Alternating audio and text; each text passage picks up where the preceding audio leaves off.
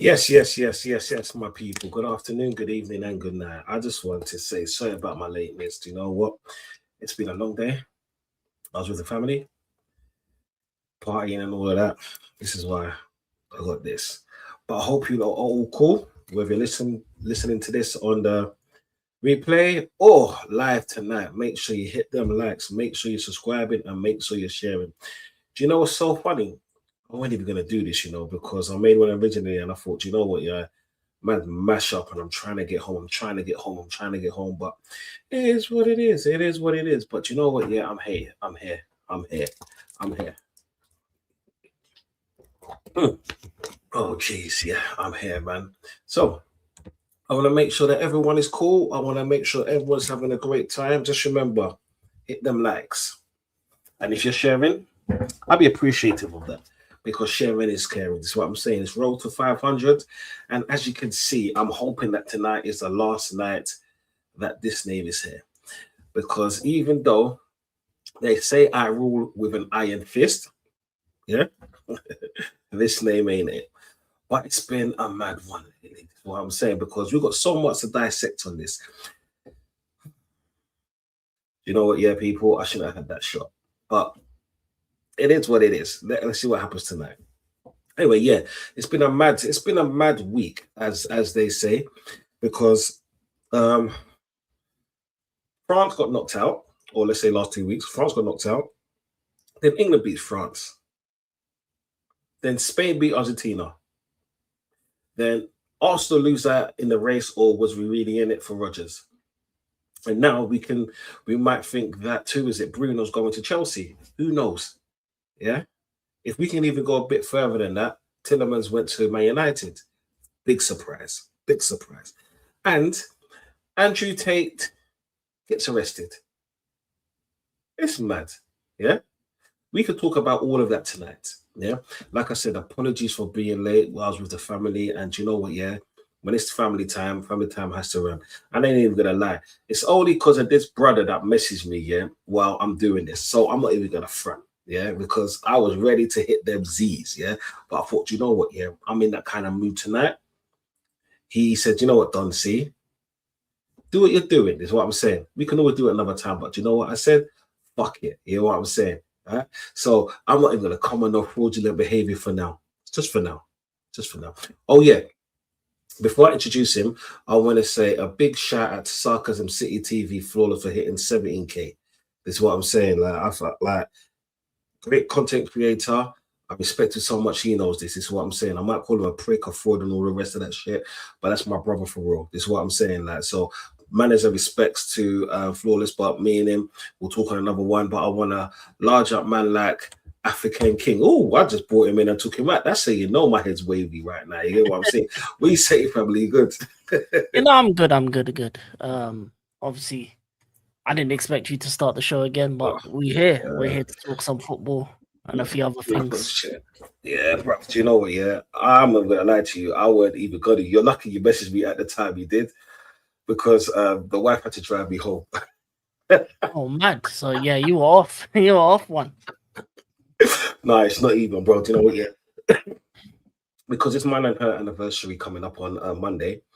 Our wedding anniversary. So, like, some friends took us out in it, and yeah, it just got like you see with the friends, the couples, and everything. The man, them, we was like, yeah, let's do the shots.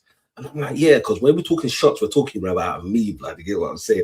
And it was backing, and yeah, and I was trying to push the show back a bit further. So I'm like, I'm gonna get home at this time. I'm gonna get home at this time.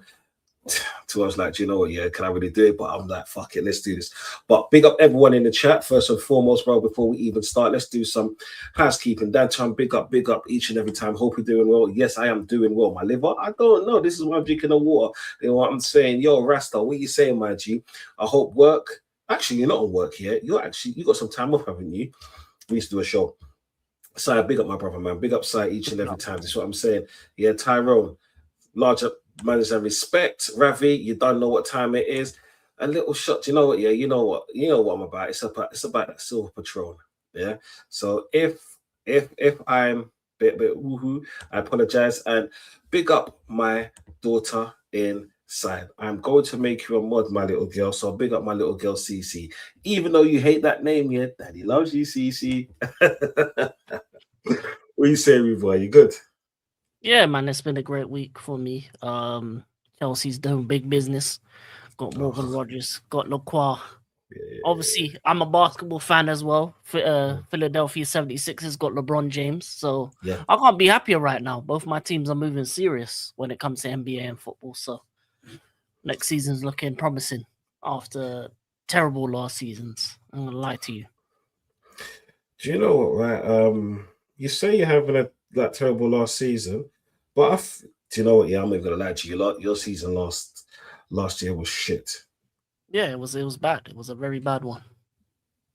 It was actually shit because I don't even know what to say. My daughter says, but before that, my daughter says she's almost 20. She must think I care. You always be my little girl, is what I'm saying. Like, yeah. And if anyone's gonna tell me something, I'm saying, you know what time it is, CC girl. Anyway, I love you know that. But I'll be my best behavior. You know what I'm saying? About she's almost 20. Big up Chelsea, each and every time.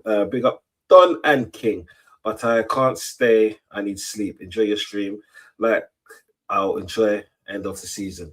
Yeah, do you know what? Yeah, I was in when I was driving home the first time. I jumped into Chelsea stream on TikTok because and then she said that Chelsea's winning the league. Yeah, and we'll get to all of that. Yeah, she said Chelsea's winning the league. And some mad, like she was just on one mad. But she said they're gonna go invincible. They're gonna get less than 15 goals and all of the rest of it. All right. So, like, Chelsea, do you know what, right? Not today. My brain can't function right now. Yeah. But it is what it is. Yeah. But it is what it is. Yeah. So, what was you saying about Chelsea, fam? Are you happy with the Morgan Rogers signing? Yeah, we needed a left 10. He's probably one of the best that you can get. Yeah. The thing about it is it makes us flexible with the formations that we can play. We can play 3-4-3, 4-2-3-1. Either with twin 10s or have Morgan Rogers on the left, Palmer down the middle, Estevaldo on the right, or with twin 10s with Morgan Rogers and Palmer. You know what I'm saying? It's getting cold in here. You know what I'm saying? It's getting cold in here. Yeah. So they're gonna do the celebration together at some point, and that's gonna be a photo that it's gonna make big noises. But so you're telling me that they're gonna do a cold off? Is that what you're telling me? Yeah, pretty much. I'm gonna lie, they're probably gonna motivate each other to try and score more goals. But they're gonna be like that. You got to find him first, though. I mean, Cole Palmer. That's what I'm talking about. Well, he's gonna have to wake up because then, Morgan's gonna say it's my celebration. You know what I mean? So Cole Palmer's gonna have to wake up because his boy is on this team. When your boys on the same team, that kind of competitive nature is not like none other. So they're gonna be motivating each other to do more. But I thought the Lap was his boy, and Reece James was his boy. But yeah, no. The only other player that was close to Palmer was Tosin for some reason because they were at City, back in the day. Okay, I hear that. But Tosin couldn't motivate anyone anyway, so yeah. No, I hear that. Give me 1 second, yeah. Chinlu says my daughter is almost 15. In my mind, she's still a little kid. Yo, Cece, there you go. Yeah. No matter how old you are, you're gonna be my little girl. This is what I'm saying. Like, okay, we get off that. You see Tosin, yeah. Tosin got Man United, right? What? No, he's still here. Oh, he's still there. Who went Man United from your club? Santos. Andre Santos. Santos. Yeah. Okay. The people don't mind me today. My head's fresh. You see, when you're talking about Rogers and Cole Palmer, that link up. You see, I don't know where to go with this because I said this earlier on, and that I got called a hater when I was on another show, innit? That it's not sour grapes for me. I'm actually glad that he went to Chelsea as such, because I thought that if he came to Arsenal, because of the players that we have in our team and the fact that it doesn't seem that Odegaard is going, and Arteta always favours Odegaard. Yeah, we've seen it last season and time again. Like Eze, for example, he wasn't great last season, but when he had good matches, he still got dropped. For 3-4 games for Odegaard that had poor performances that still got subbed off. And then Eze came on after even Havertz, which was ridiculous at sometimes, but it is what it is. If Arsenal was to have Morgan Rogers, we would play him on the left, and I don't think that would be his best position, and also will kind of kill his career before it even flourishes even more than it has, because he was wonderful at City. I'm coming to a question, I'm coming to a question though. What does it look like with Morgan Rogers in your team? Because I don't want to seem like I'm a hater. Yeah. All right, so what does it look like with Morgan Rogers in your team? So each and every time. Depends on what we play. I think we'll play a 3-4-3, and it'll be twin tens. So it'll be Pedro with Palmer off the right, and obviously Morgan Rogers off the left. They're pretty much similar players, but Palmer likes to go drift on the right side, and Rogers likes to drift left in a little bit. But they both like to play centrally, so they're going to be off the striker, João Pedro, and then they're just going to work to each other. They can swap places, etc., etc. If it's a 4-2-3-1, you either have Palmer in the middle or Rogers down the middle, and then you can have like Quenda on the left and Esteval on the right. So let's say certain games where Palmer's not playing well, you can start a Rogers in that 10 position, have Quenda there, have Esteval, and have João Pedro up top. So you have the ability to kind of change it up depending on what the performances of the players are at the time and what the game requires. Because there are certain things that Palmer's better at, and then there's certain things that Rogers are better at when it comes to the 10 position. And it just depends what team you're playing. If you need the twin 10s, you can do that. If you need the singular 10, or you can have Palmer off the right with Quenda, or you can have Rogers off the left with Esteval, you can kind of mix and match it. And that's what makes it good, is because even if they start on the left, they can drift in the middle. Even if they play together, they tend to drift opposite sides, and they can work in that way. Oh, I hear you. It's funny because, first and foremost, Monk, big up, love you lots. Say hello to the chat, because I know you're listening secretly, Oh, that's another one of my little pity then. They're all troublesome, but I'll love all of them each and every time. You see one's going to play on the left, one's going to play on the right, I hear that. So do you see a kind of Christmas tree formation? Because it's like this, because neither of them are natural wingers. Let's just say one's a left 10, one's a right 10. We're gonna play with wing backs. You're gonna have Palestra, and then on the left side it's gonna either be a Quenda or someone else like that, or the Pep Chaveri guy that we're linked to as well. This is another one of my little princesses. Big up. Oh, fucking hell, so it's a family affair. Oh my days, I'm so giddy right now. Say my peoples. I look off stream and all of that. Shit, fucking hell, gives me all emotion and shit. What I was I gonna say was you see, even with the Christmas tree effect, what does that look like in the middle of the park? Because I get that going forward, right? And Cole Palmer as such is not really a defensive player, but Rogers can be. You know what I mean? And the good thing is they will never occupy each other's space, just because one's going to be playing on the left 10, one's going to be playing on the right 10. And I can't really see them interchanging. You see, the thing that I saw last season with Rogers at Villa that might hurt you was the fact that he had more of a free role where he can roam around the pitch. But obviously, by him doing that, he's going to get in Cole Palmer's way. How do you think they're going to work that out? I think both of them will be in free roles. If they're playing the twin 10s, I think both of them will be in free roles to be able to kind of maneuver, which is better that way. In the end of the day, you want your two 10s to kind of be able to go wherever they want, so they can link up with each other. They may even link up on the right. Let's say, for example, you're playing against a team that has a weak left side. Let's say their left back, left centre back aren't good. Then you're going to obviously play more down that right-hand side and target them, because that's going to be the weak side of the defense. And you can just, pass around them and get a goal that way. Sometimes it could be the other way around. Or if they're a team that's strong on both flanks, you can stretch them with the wing backs, have both of them go up front, kind of create more space for them and be able to kind of maneuver in those kind of like small areas on the edge of the box and be able to cause havoc that way. So I think Jabi Alonso is going to be able to change what the situation is based on the game that we're playing in. And I think he can tactically tweak it depending on, as I said, what game we're playing. Sometimes we play a 4-2-3-1, sometimes a 3-4-3. It just depends on who you're playing. And also, Morgan Rogers and Palmer don't need to always play the game. In the same Sometimes game. sometimes one of them can go on the bench and one of them can chill. You know what I mean? Especially when we've got cup games and then it's like a cup Premier League. Sometimes you can just rotate them. And depending on who you're playing, one could be better than the other as well. So there's options to kind of maneuver in that sense. No, I hear that. You see, I'm kind of like it sounds good on paper. And who was it? It was Blank that said big up. He says they both used to play the City team like that, right? But unfortunately, this is a completely different level than when it was a City U system, right? Yeah. Completely different level. So I hear that in one respect, and I understand when you're saying that in the cup games, but because you're not in Europe this season, right?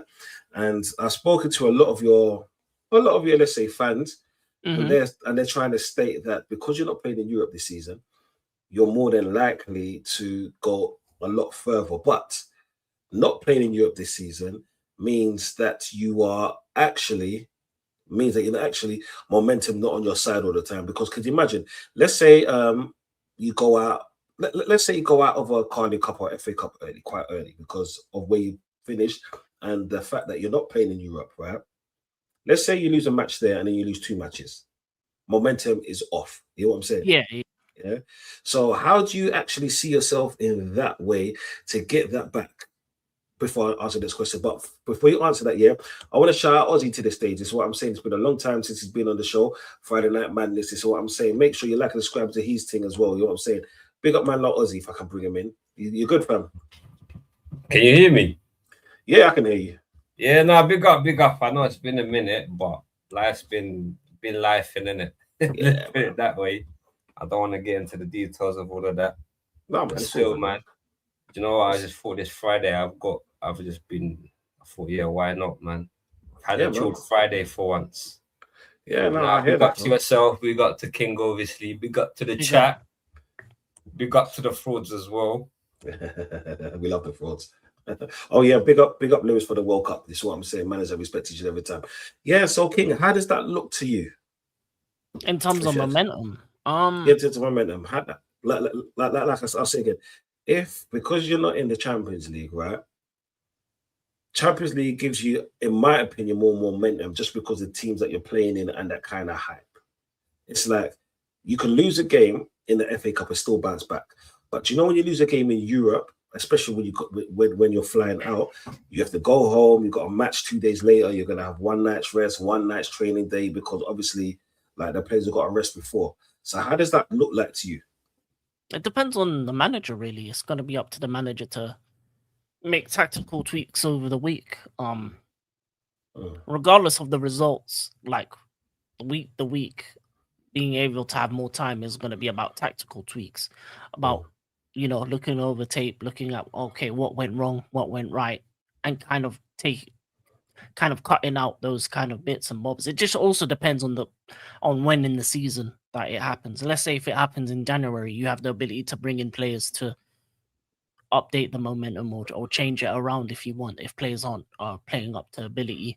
But I don't think I don't think that's going to be the case of us, like, because even last season we went far in both cup competitions. So I don't think we're a team that goes out early often. Touchwood, hopefully that happens this season. But I think for me, I think Jabi Alonso has to go far in both of the cup competitions. I think he's got no choice to. Ideally. So I don't want no excuses when it comes to Carabao FA Cup. It should be semi-final minimum on both competitions. I heard that. All right then. Do you know what's so funny?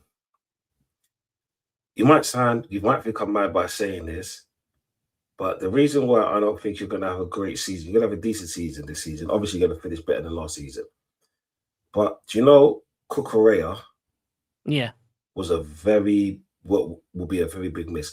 Because if you're talking about playing a Christmas tree with a back three, Cucurella would have cooked in this one because how high he plays up normally, and he's more of he can play it as a winger, like a run both flanks. It's run from end to end and do it so nice. Defensively, he's good. Could put he swings the ball in quite nicely. You know what I'm saying? Defensive, he's good. He's got pace. A back three, wing backs would have suited him so well, especially on the Rodgers side. Who is going to play there? And because I'll get to Reece James in a second. Do you think him going could kind of hinder your season in certain respects? Yes and no. Obviously, in terms of left wing back, we're looking at bringing in someone like Lewis Hall or Pep Javeri. So I think whoever we bring in will have the DNA that Jabi Alonso wants. As I said, we're free. I think we have 3 more transfers in us: left wing back, centre mid, and another centre back. So I think left wing back is something that we have to kind of explore.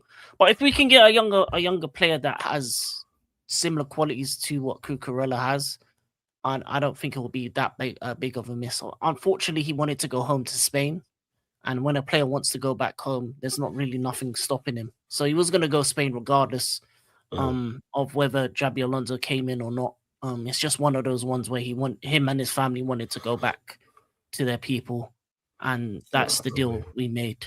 But in terms of left wing back, we have to. That's a position that we have to get right, and if we can get it right, then I don't think it'll be that big of a miss. Ideally, because we'll bring in. Because the one thing I like about this transfer window is that every target we're bringing in is suited to what Jabi Alonso's system will be. That's what he's bringing in. He's bringing in players that Jabi Alonso wants. It's not like we're targeting any like 15 or 16-year-old like we used to. These players are players of experience that fit what Jabi Alonso wants to do. And I think this is the manager for the first time that we've actually given him the reins on what players we make moves for. We made a move for Xhaka. That's not something we normally don't do. Ex-Arsenal as well. Yeah. It didn't work out because Sunderland wasn't going to sell, but obviously making those type of moves shows that we're moving different. What is 26. So like he's the centre back that we normally wouldn't get because we normally have an under 25 policy. So for me, even the players we're linked to are more experienced players in this league as well. Even Rodgers himself has been in the league for 2 years. Normally we're getting a random kid from Brazil or something like that. So I think it's different. To be honest, I'll talk about Reece James in a second. But you see all of this hype about, just in my opinion, you see all of this hype about when players play in the Premier League and they're automatically Prem ready. I think that was maybe 5 to 10 years ago. That could work. Because how many times have you seen a Premier League player transfer from one club to another and done horribly poor? Yeah. So I think on that, I think Rodgers, for example, I think because he's very talented, that's the only reason why he's going to do well. I think because he could have gone to any league and done well. Like if he went to a slower league, let's say Italian league or he would have balled out. Mate, best player in the league by far. Well, or number 10.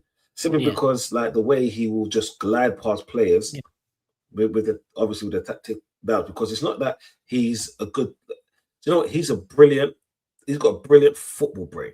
I actually believe that he's better than Cole Palmer. Yeah, in my opinion. He offers more. He offers more than Cole Palmer. And as you saw in Aston Villa last season, he's consistent. Well, he's consistent at best, right? Cole Palmer, you see, the only thing is he going to be another one-hit wonder? Because when you buy a player off a season, because just remember we saw this 2 years ago with John Duran, JD9, as some people say, and then he fucked off to Saudi, and now he wants to come back because he didn't hit the heights that he did. Do you think he could actually be great as Donald J. Trump is? Yeah, and people, I'm changing my name today. because I cannot rule with an iron fist, yeah? Or do you think it's going to be a words? It's more likely to be successful than not, because obviously he knows the league. He is a player that suits the style of football that Xabi Alonso wants to play. That's the thing. It's about when it comes to player transfer. For me, when I look at it, I look at fit, I look at abilities, I look at would it work for the manager. Yeah. I don't think he's going to be a Palmer replacement. That don't make no sense. So when it comes to those three things, playing it in the left 10 and right 10, those two players, I think it makes perfect sense for me. That like prem to prem doesn't make sense if it's someone like Garnacho. Like last summer, us getting Garnacho didn't make sense. It was a prem to prem move, but everyone could tell you, as far as that I could see, that he's not a good footballer. He was never going to be successful. And look, a year later, he's off to loan to Villa. He's on the Jadon Sancho pipeline of Man United, Chelsea, Villa. He's off to Villa on loan, and they didn't even sign him permanently. They have a mandatory obligation to buy if he meets certain conditions, which means basically if he's shit, they're not going to take him, and if he's good to great, then they might take him. And then, so what's going to happen is probably a similar situation to Jadon Sancho, where he comes back, and then we're probably going to have to ship him off again to Europe somewhere. So, for me, so it's a loan deal. It's not even they haven't even bought him.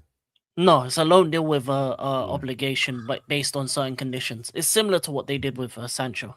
So if he basically based on performances, isn't it? Yeah, games and performances. That's why. But you know what? He could just do the Sancho thing and be like, "Nah, you're not playing, and we won't have to buy you anyway." Yeah, pretty much. I'm gonna be honest, bro. That's how bad. 4 years. 4 years he's been shit. Yeah. And people still want this motherfucker. Yeah.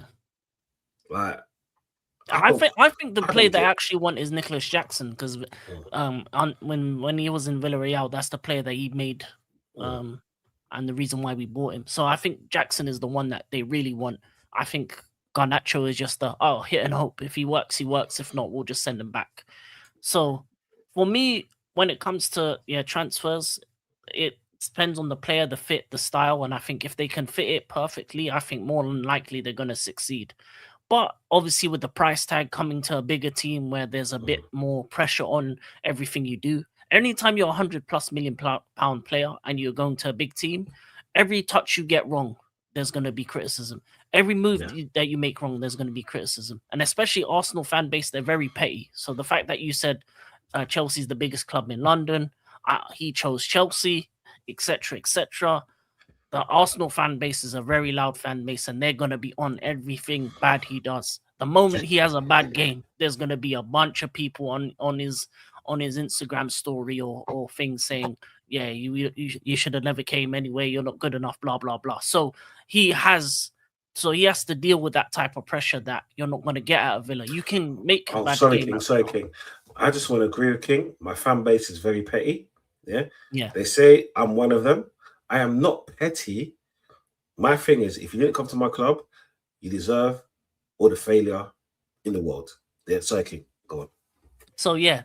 So as I said, like any £100+ million player, most times they don't succeed because in the end of the day, in order for them to be that price tag, they're gonna have to score a bunch of goals, a bunch of assists, especially nowadays. Goals and assists are gonna be the currency, trophies, etc., etc. And if they don't even hit the heights in the first season, people are gonna be on their neck even within the fan base. So more than likely, he may not be as successful as you want him to be, but as long as he can fit and help us kind of progress from the disaster of last season, finishing 10th, no European football, not winning anything, not really being that team. I got to semi-finals and finals, but didn't do enough to get over the edge. If he can help us do that, then he'll have a successful season. But it's very hard.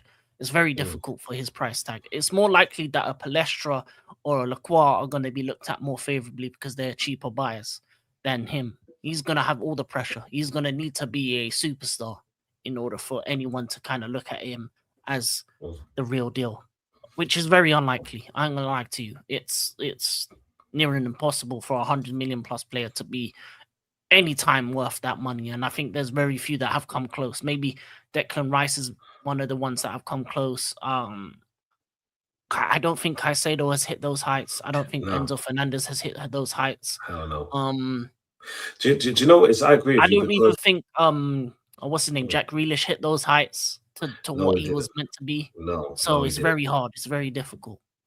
Do you know what? One thing that they need to do to hit those heights is be consistent. Yeah. Yeah. And I think that's the difference between Declan Rice and all of the other players you name. Because Yeah. as bad as people say, as bad as people talk about Declan Rice and he's a defender and all of that, yeah, like all those pussies out there that say that. Cool, he was a defender once, right? Yeah, including you. Yeah, fuck you in it. The one thing that he has done is being consistent. Yeah. Like his percentage of bad games to good games is ridiculous. Yeah. How many good games he's had compared to bad games? Trust me, people, it's ridiculous. Like the eye test and the numbers don't lie. Yeah. Like the most tackles, retained balls, first ball, second balls, winning the tackles, last stitched, and all of the rest of it. Even headers in midfield, it's ridiculous. And the eye test, yeah, do you know what, right? His movement off the ball is amazing. Like, I'm not saying he's press resistant, but the fact that, because what people don't understand in 2026, the football 2026, sometimes the movement off the ball is just as important as on the ball. Simply because when you win the ball back, that's classed as movement off the ball. The way he reads the game and drives the team forward. You know what I'm saying? At times he's been the best player on the field, and people haven't really realized it just because the others have got the goals. Yeah. But he plays such a pivotal part. This is what I can understand. And with Caicedo, you see the thing with players like Caicedo, it's a lot like Rodgers. They had one good season at the club, and people have said so much. I understand, like with your club, you had Maresca, and then through the season, like he wanted defenders. They got the Lap and Garnacho, which was stupid when you lot was crying out for defenders. Even this season, I'm surprised the first week signings wasn't defenders, but you got 5 weeks ago, so it ain't really a time to panic. You got Maresca, then you got Racina, yeah? So, but does that explain? I know I'm going off topic a bit, but then can that explain, let's say, a Palmer's form? Because no, Palmer was based off him being injured and him not taking the surgery. I think he should have taken the surgery to deal with his groin injury. I think he should have never been forced to play the games he was forced. I think some point you have to just, your health is wealth. I know he wanted to play the World Cup and he made a mistake in that sense of, trying to deal with the injury and make the World Cup squad, but he didn't get picked in the end. So reality is, if he probably got that season back, he would have took the surgery or took the things he needed to do in order to get fit again. And then whenever he came back to play, because for me, last season was him dealing. It's like, I think it's like pubalgia or something. Some players have dealt with that. It's like a chronic injury. So it's like, it doesn't allow you to do everything you want to do on the football pitch. So you're not going to be the best version of who you can be. So the good thing he didn't go to the World Cup. He probably got the rest, the recovery, anything he needed to kind of get himself back to 100% fit. But sometimes you got to take time off, even if it means that you miss a World Cup. You're young, you can go to the next one. So I think also before that he wasn't that great either. I think he hasn't reached the same heights as he had in his first season. But the thing about his first season when he came in, he was the superstar. He did it all. He did it to such a high level that it's very difficult to maintain that level. There's only maybe 2 or 3 people in world football that maintains that higher level year in, year out in terms of goals and assists. That's like your Messi's, your Ronaldo's, maybe Harry Kane now.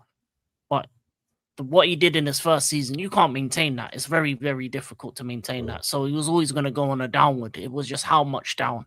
And I think last season in particular, because of the changing of managers through the season and because of his injury, it went down and down and down. And for me, most footballers now, I think, rely on the manager. And you've seen it.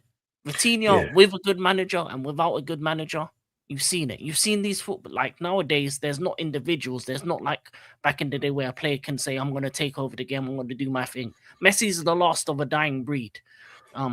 He doesn't need the manager to make a system around. He just does what he needs to do he's a and get baller. the job done. He's a true baller, yeah. But all these other footballers, they need their manager to tell them which way to walk, how to talk, when to run, where to move, etc., and make a system for them to suit them. And if they don't get that manager, I'm telling you, all these players look rubbish, absolutely trash. So when you have a poor manager or a manager that is not tactically inept to these modern day footballers, you see it with the Portuguese players, you see it with the German players not looking good. You see it with the Dutch players.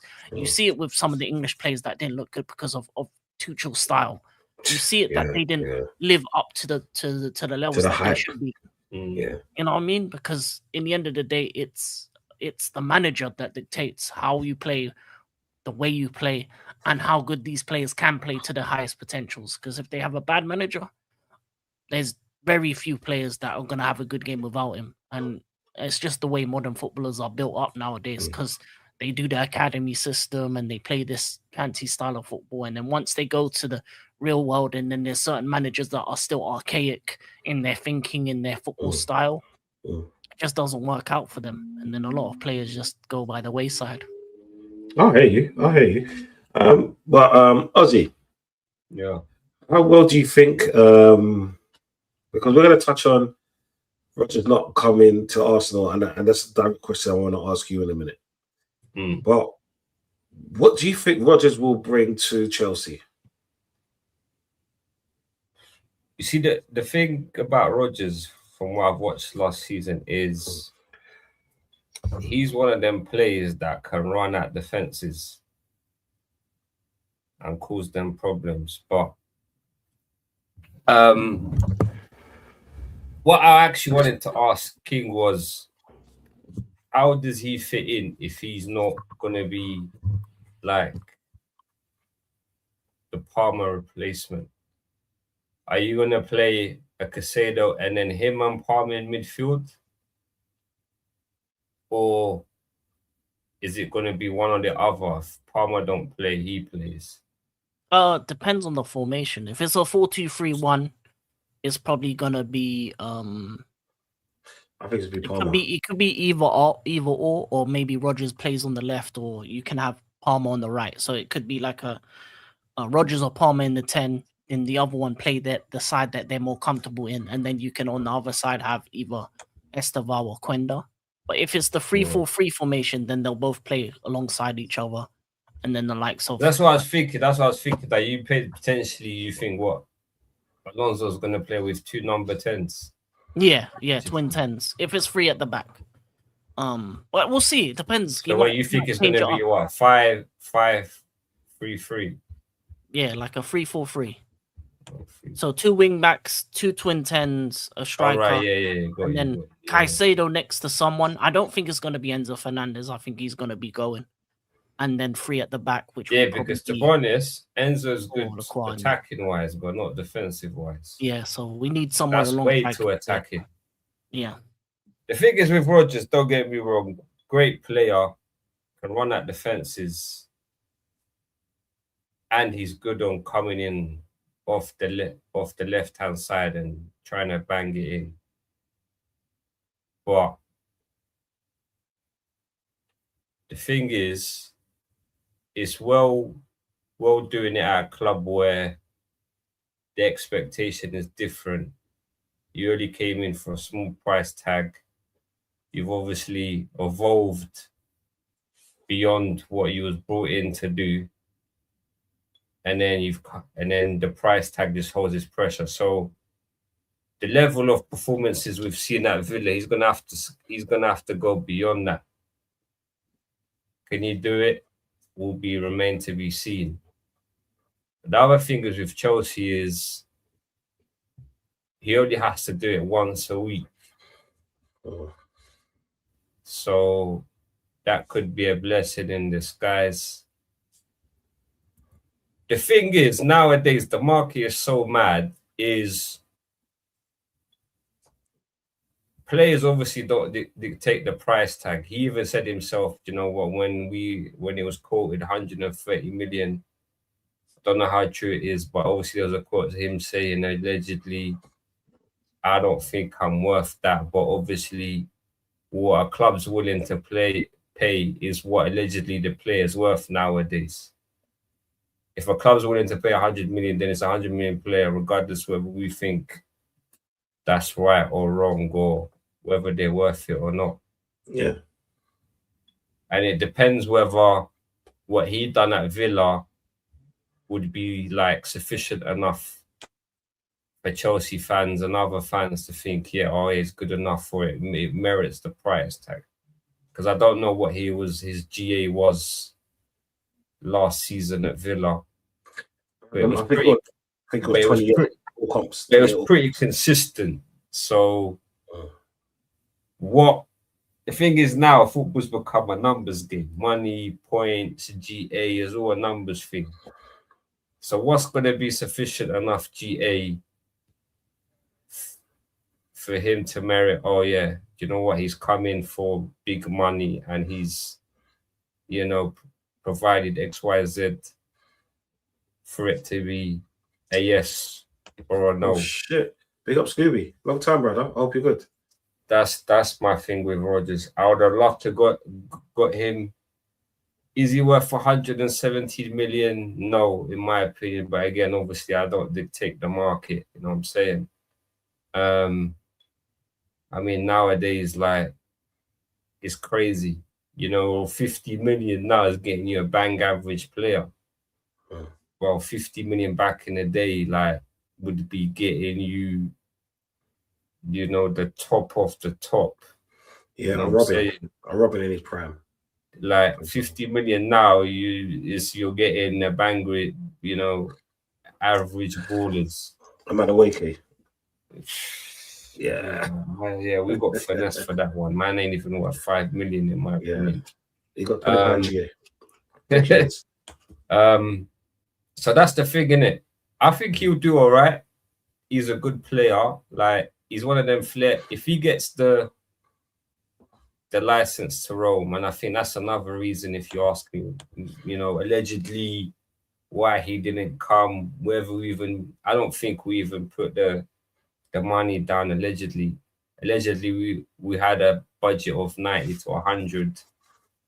Obviously, I think when I get into the Arsenal segment, I think that 117 million would have blew probably 80% of what Arsenal's got to spend this season. So I think regardless, even if he did want to come, we would have been priced out of it anyway. No, I hear you, bro. I hear you. See, but the thing is with Chelsea thing is what merits £100 million standard, innit? Is 15 goals, 15 assists acceptable? Are you looking for more? Is that okay? Is it less? You know what I'm saying? Like, how are you going to judge whether it's a successful signing or not? You're going to expect at least a decent amount of GA. What is the right amount of GA for him to be like, okay, do you know what? He's been success. And if he's not that, does it turn into a flop?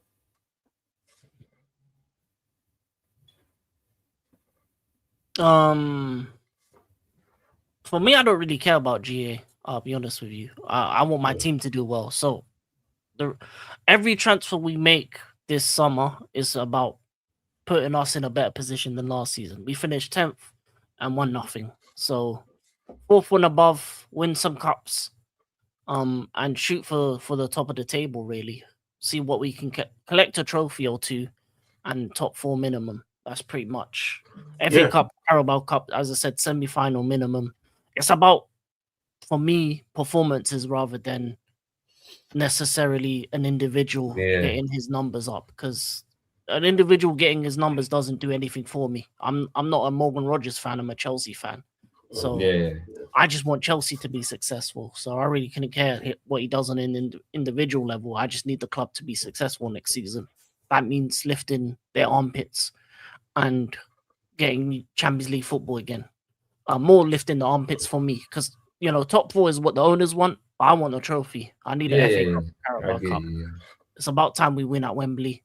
We've been getting too many finals in recent years and losing them. That's true. So, Recently, that's my thing. If he can score a final goal at Wembley and get us an FA Cup, couldn't care less if he scored how many goals or assists he had for the rest of the season. Because I'll be there celebrating the trophy. That's me. Yeah, my thing with Chelsea is the big issue is your defense and keeper, man. I can't just look past it, regardless of the manager and whatnot. Don't get me wrong, Alonso's an upgrade on both of your last. Well, Maresca, I don't know. I think Maresca just kind of. He's better than Maresca. I mean, if you're looking at it of what they've both achieved, yeah. But I think where we're gonna see if Maresca's off the elk is what he does at City, innit? But based on paper, Alonso obviously is a better manager. I think he's got a lot of tools that he can tinker with. We've seen him do it at Bayern. I think he's gonna look at the squad, and you lot have got overall. I think you've got 38 registered players. Damn, something crazy like that. Obviously, there's gonna be some outgoings, and you lot are great at outgoings. You lot get decent money for players that not even made the first team squad somehow. I wish Arsenal could do that, but yeah. So I think he's gonna go in there, obviously get a few transfers what he can get, and then obviously he's gonna look at the players available, and then obviously put pencil down his first team, whose backups are gonna be, and he's gonna make it run. And the good thing in that account is you lot, most of half the season you're gonna have one game a week. And then obviously depending on how far you get in the cups. But my big issue with Chelsea is the defense and the keeper, man. I don't know how they're not looking at a keeper. I don't know how they're not looking at what's his name, the AC Milan keeper. Allegedly, only got a year left on his contract, if I'm right. No, he signed a new contract last summer. He signed a new one? Yeah, right. There was a legend last summer when he signed a new one. Okay, fair enough. That makes sense. I think there was alleged talk of them being interested in what's his name, starting Costa.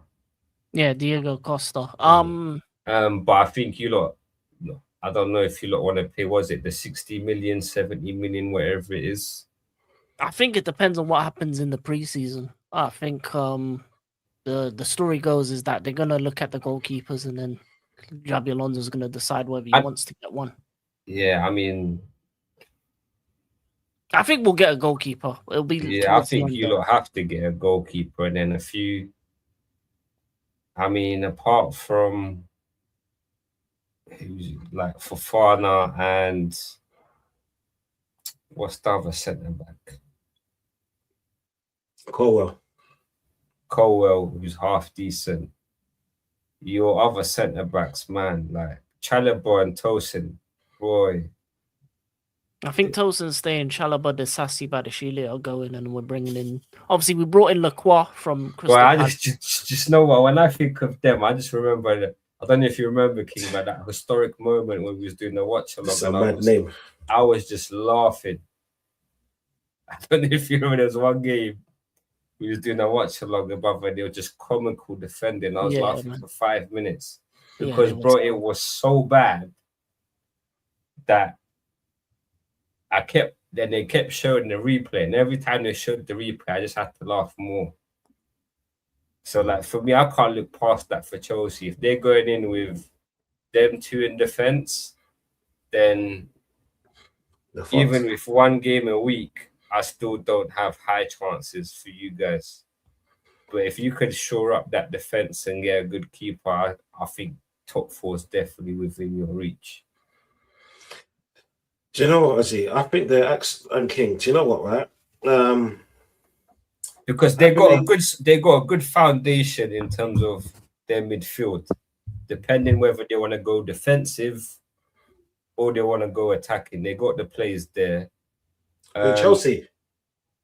Yeah, in terms, I think they're best. Not in defense. Not in defense. Not in defense. No, I'm not saying in defense. I mean, like, I'm talking about like their midfield. Their attack is decent. The only question is who's going to play on. I mean, they got people to play on the left and right, and then not even the midfield. The striker position. Take away Caicedo. Who have they got in midfield? I mean, Caicedo is going to be fine for the season. Who else? But they don't have no one I can think of defensively, but attacking wise, they got options. No, I see Chelsea being top heavy. Going forward, brilliant. Yeah. Because that's what I'm saying. Like forward wise, I don't think it's not an issue. Definitely getting top 4 with the attacking options they got. I don't see it being an issue, but it's only like if you're leaking in goals at the back, there's only so much your forwards can do in terms of you'd have to be outscoring teams. Yeah. Because if you're gonna leak goals, bro, there's no point. It just basically is just like you're just leveling out the field, innit? It's not really gonna make you go up the table if you're like what? Winning games free, like during games, or allegedly just like scraping thin because your defense is leaking goals. And for me, that defense can leak goals, like we've seen it last season. And with the keeper Sanchez can have a brilliant game and then have like 2 stupid dumb games. Yeah. For me, that's an issue. Yeah. You can have one game you think, okay, yeah, maybe he's fixed up, maybe he's screwed on. And then next thing you know, he'll play a stupid pass back, or a goal will go in at his near side or through his legs or some dumbness pause, and you're thinking, okay, he's back to be like comical.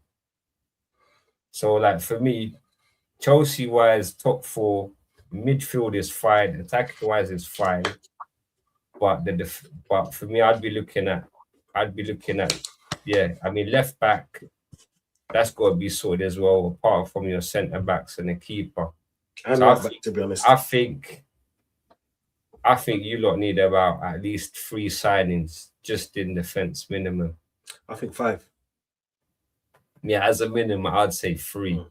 No, man, I hear what you're saying. You see, the thing for me with Chelsea is it's weird because you lot are very top heavy. Like you remind me of Johnny Bravo. Everything waist up looks good, yeah. But when it comes to the actual core and the base, I think you're too weak. For one, Reece James is never consistent. He's injured all the time, innit? Yeah.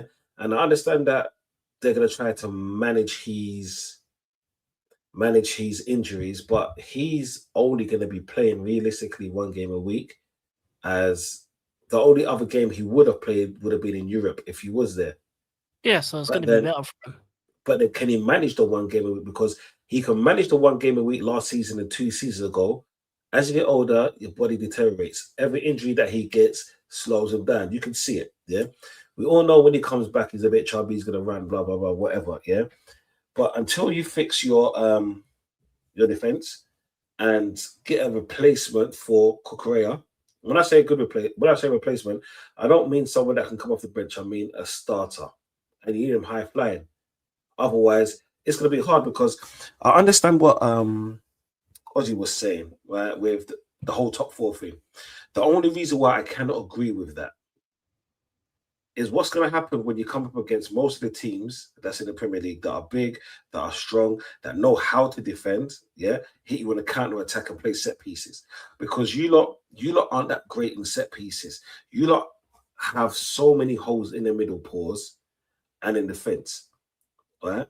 So, and your back, let's say you play a back 3, yeah, 2 of those 3, including the goalkeeper, let's say there's 4. 2 of those 2 have a lot of bozo moments. A lot of bozo moments, right? Wait, who? Let's say your two back players, like not Colwell, Colwell and your goalkeeper Sanchez. Yeah, I like Colwell, but he has a lot of balls moments in your team. Can you imagine it? He doesn't. Which was the other one? Am I getting the Dutch one wrong?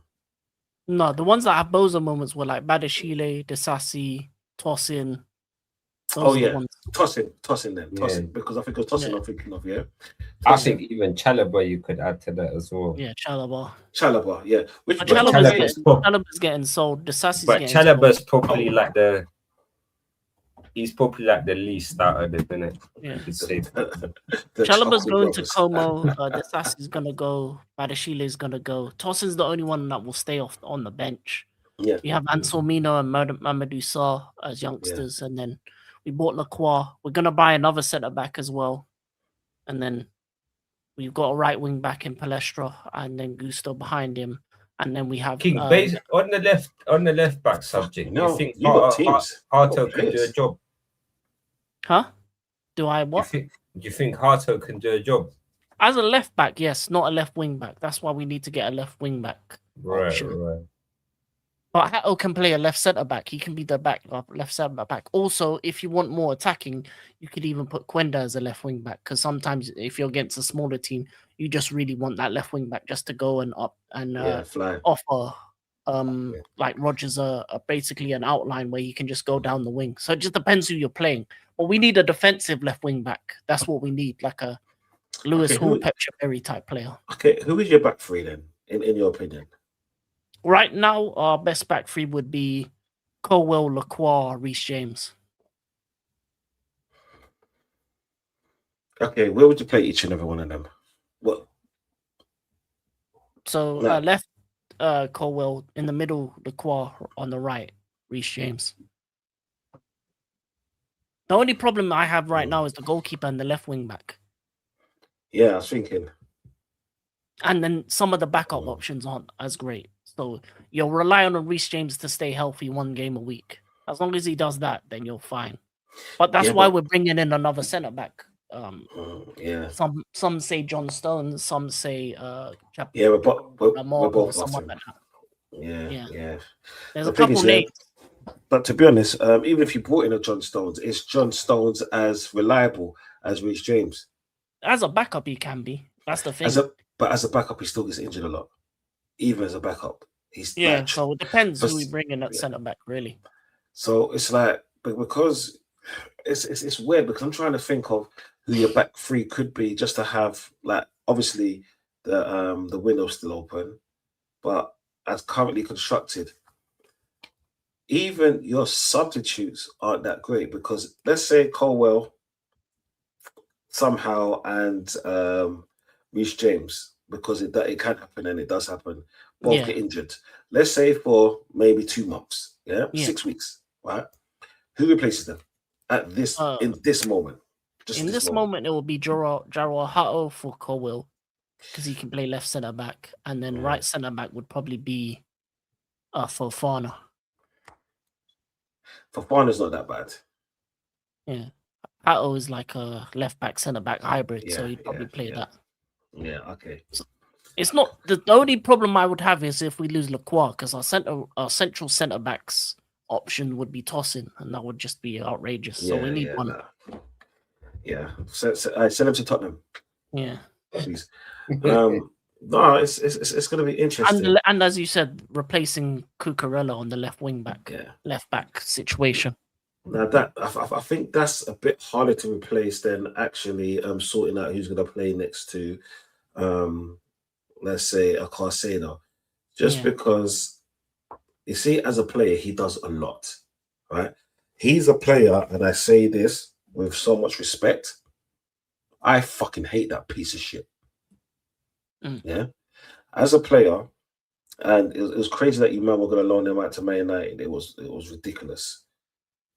But as a player, he is like, I don't know. I wouldn't say he's a complete left back, but he does so much. He is the epitome of what a wing back should look like.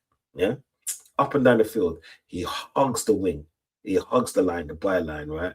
He gets into the challenges. He gets a lot of free kicks. right? Even though he gets thrown on the floor by Amanda Traore, but they're gonna play him every week, is what I'm saying. So you're gonna get played every week. But when he was in the team, you can see why so much of the ball was going down the left side. Is what I'm saying. Of the field for you. Obviously, you had Garnacho at times in that position, and yeah, we'll just keep it like that. How are you going to replace him? Have there been any rumors of anyone that's coming in your team? Yeah, Petroveri is the main one from Rayo Vallecano, 28-year-old left wing back, defensive. Okay. And then if not him, Season. Lewis Hall would be one. And Yeah, then, Lewis Hall's a good one. Yeah. is How there old is anyone Lewis Hall? else? That's about it. Yeah. Lewis Hall, I see. Other dude, I don't know him too much, so I can't really talk about it. And I'm not gonna fucking Google like and be like, oh yeah, what's a 3-minute comp? Oh yeah, he's the best of the best. I'll fuck that shit. I don't do that stuff. I wouldn't mind Lewis Hall. Lewis Hall would be the perfect one for me. Okay. I can see that. So who would you put in midfield with Caicedo? The three options we're looking at are the three names that are being said are Adam Wharton is number one. Yeah. Decent. Alex Scott, and if you keep messing about, Bruno G. Wow, so you're going after Arsenal and Man United's targets, you fucking fraud. You see, the thing is, what is how are we going to buy these players? Because obviously you made a big money signing in Rodgers. Yeah, we're selling what's his name, Jackson, to Villa for like 65 million. So and I hear also, that, but you haven't got any Europe. You haven't got any Europe, so you can't use that. Oh no, you can, because Europe money is a year in lieu, isn't it? Yeah. So you can spend it a year after you're in the league. Yeah. You know what I'm saying? Okay, cool. Yeah, I get that now. All right then. And then we've got a bunch of centre backs we got to sell. Disasi for 30 million. Como, Chalobah to Como for 30 million. Badashile to somewhere for 25. So that's about what? See, the thing is with Chelsea, the 60 bastards, M's for them. they can sell their deadwood for good money. Yeah. Yeah. Pedro Neto is also going to get sold as well. Pedro Neto is a player that people look at. What about Delap? Because I heard he wants to stay and fight for his place. I think Delap goes. I think Delap goes Newcastle. I think we Yeah. might. Really? I think if we do go for Bruno G, the thing will be to bring in Bruno G and then give them Liam Delap. Wow. Jesus and Christ. a centre back. If you lot do that, that's probably one of the transfers of the century. Similar to what we did with Villa, where we gave them Garnacho and Jackson. Similar kind of, owner to owner. All right, we'll put the money down for Bruno G. We'll maybe even pay a bit more, and then you take a couple of our players in return. I heard that, but that would have sounded so bad. And I think the transfer of the century was Garnacho to Man United to Chelsea. Yeah, that was bad. Because that like, honestly, he doesn't excel at anything. No. Anything. And do you know what? Yeah, how many goals did he score last season? Was it like 8? I don't even know. Yeah, that's a good question. Does anyone know in the chat? Put those goals in there, because I can remember. Because the thing is, he can score goals, but it's like so unfrequent. Do you know what? For me, it's not even about the goals. I don't give a shit about GA. Like GA is one part of the game, but for me, it's performances. And every time I see him play, he's played horrible. He's just got a goal out of it. And to be honest, to play at that level, you're supposed to be able to strike the ball in those kind of ways. So this is why I'm not really fussed about GA, because if we're talking about GA, I swear Gordon got like free GA in the World Cup, but yet no one rates him. That's what I'm saying. He got more than Wirtz, and Wirtz is how much? And how much does people rate Wirtz apart from me? This is why when we're talking about GA is just one part, and I don't really worry about GA too much. This is why I'm not really fussed about Rodgers at his first season in a new club, in a new city. That plays a massive part in it as well. He's only been in like anywhere that he's been in the Midlands all his career. So him being in London is going to be a different kind of ball game. You know, the nightlife, like, and we all know that he likes to snow. And around Christmas times, it snows a lot because there's a lot of bunnies out, if you know what I mean. Like the ones that Ozzy likes and stuff like that. You get me? So it's going to be a massive culture change for him. But yeah, I think he will do decent. To be honest, I wouldn't even class him as a flop, even if he didn't live up to the hype, because it's his first season. And the one thing that's guaranteed to happen with him is going to play well. I think he might be an outstanding player. But I think, if anything, it's going to be a massive season for, I wouldn't even say Palmer, Caicedo. It needs to be. Because I think, what was it? Do you remember when Gravenberch got midfielder of the season, DM of the season? When it should have gone to Caicedo. Caicedo was good at his former club. But then he had one good season, and last season, okay, cool, we can put it down to two of the managers that came and left. But he looked horrible. Horrible. Not the levels that I was expecting from him. Because I remember when we was in for him, what was it, 2 seasons ago in January? We wanted him and Ollie Watkins. But was it 3 seasons ago? But we got Declan Rice in the summer instead. So this is why I think it needs to have a big season for him, because he is the next leader in your team, in my opinion. Do you know when Reece James goes? Because Reece James has got like 1 season left, and you lot can't keep him after that, just because of his injury record. So do you agree or disagree to say this needs to be a massive season for Caicedo? Yeah, it has to be for the whole team, really. Yeah, that's why I think the club is moving the way it is in the transfer window. This fucking dude. But yeah, I think for me, I think it's time for this is like the last hit for this ownership and some of these sporting directors. They have to make it work. You get yourself a good manager, you're spending big money. It has to work this season. So all the players have to play to high enough level. 1 game a week isn't no excuses not to try and go for everything. I hear that. But I get that, and good luck to you, man. Do you know what I'm saying? And the next thing is, yeah, we have to speak on Arsenal. Ozzy says the window has been trash. Yeah, Ozzy. Before we get into it too much, why do you think that? I mean, to be honest, but for me, it's expected.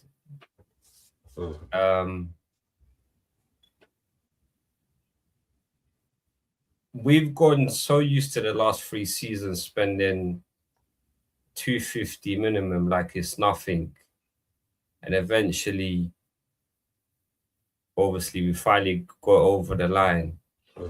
But a lot of people don't understand that. I can summarize it in 1 sentence, yeah. Liverpool last season sold what we've sold in the last 6 years.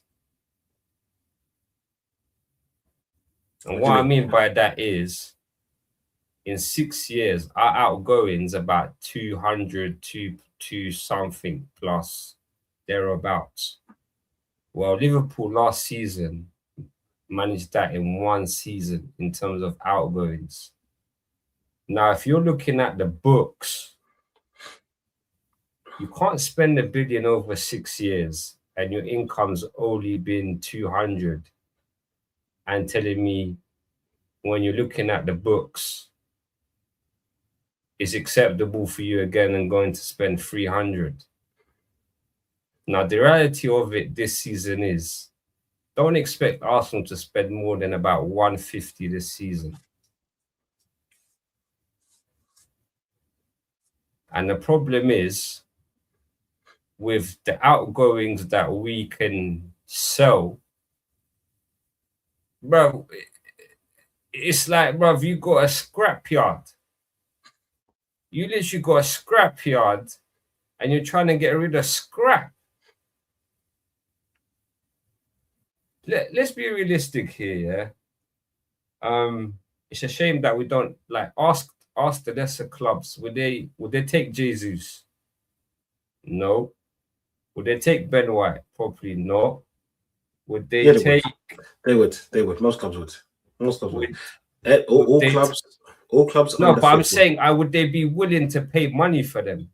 Well, let me rephrase the question. Would they be willing to pay the money that we would want for them? Is anyone going to pay 20 million for Jesus when he's on 250, 265? Is Jesus going to go from 265 in his last season to like 100 grand? Even if he finds a club that's paying him 100 grand, probably not. I think he will. I hope so. I think he will. You got Reece Nelson. Reece Nelson is still here, bro. Reece Nelson, who we gave 100 grand to, is still here. Who's taking him off your hands? Yeah. You know what I mean? Reece Nelson's a bit tricky. Go on, sir. Like Trossard being one of allegedly our better players last season, we only managed to get 50 million. While you got clubs in the relegation zone like West Ham have managed to get 100 and they've sold 85 plus how much is what's his name going for? What's his name, the winger that they got? Bro, what's his name? Hey, bro, take in consideration the age as well. Yeah, but still, bro, it's West Ham. They're in relegation, bro. Take in consideration that age. No, you got to see it like this, yeah. Trossard is not the star player, right? And unfortunately, he's in the. I know, but imagine. Okay, let me ask King this question. Yeah, if Trossard was a Chelsea player, yeah, how much do you reckon you lot would have got for him?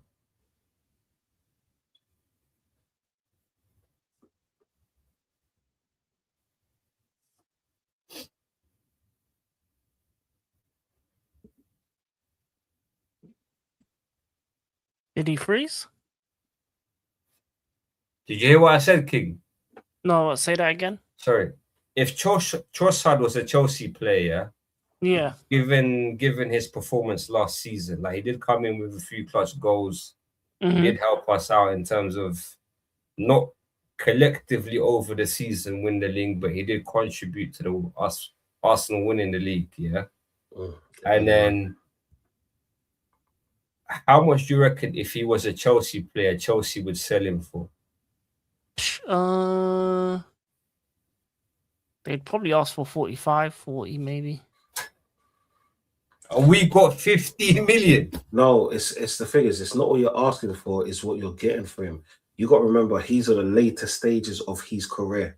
Yeah, but I've just asked King respectfully last season, Trossard being his age and whatever. I'm not saying Trossard in general.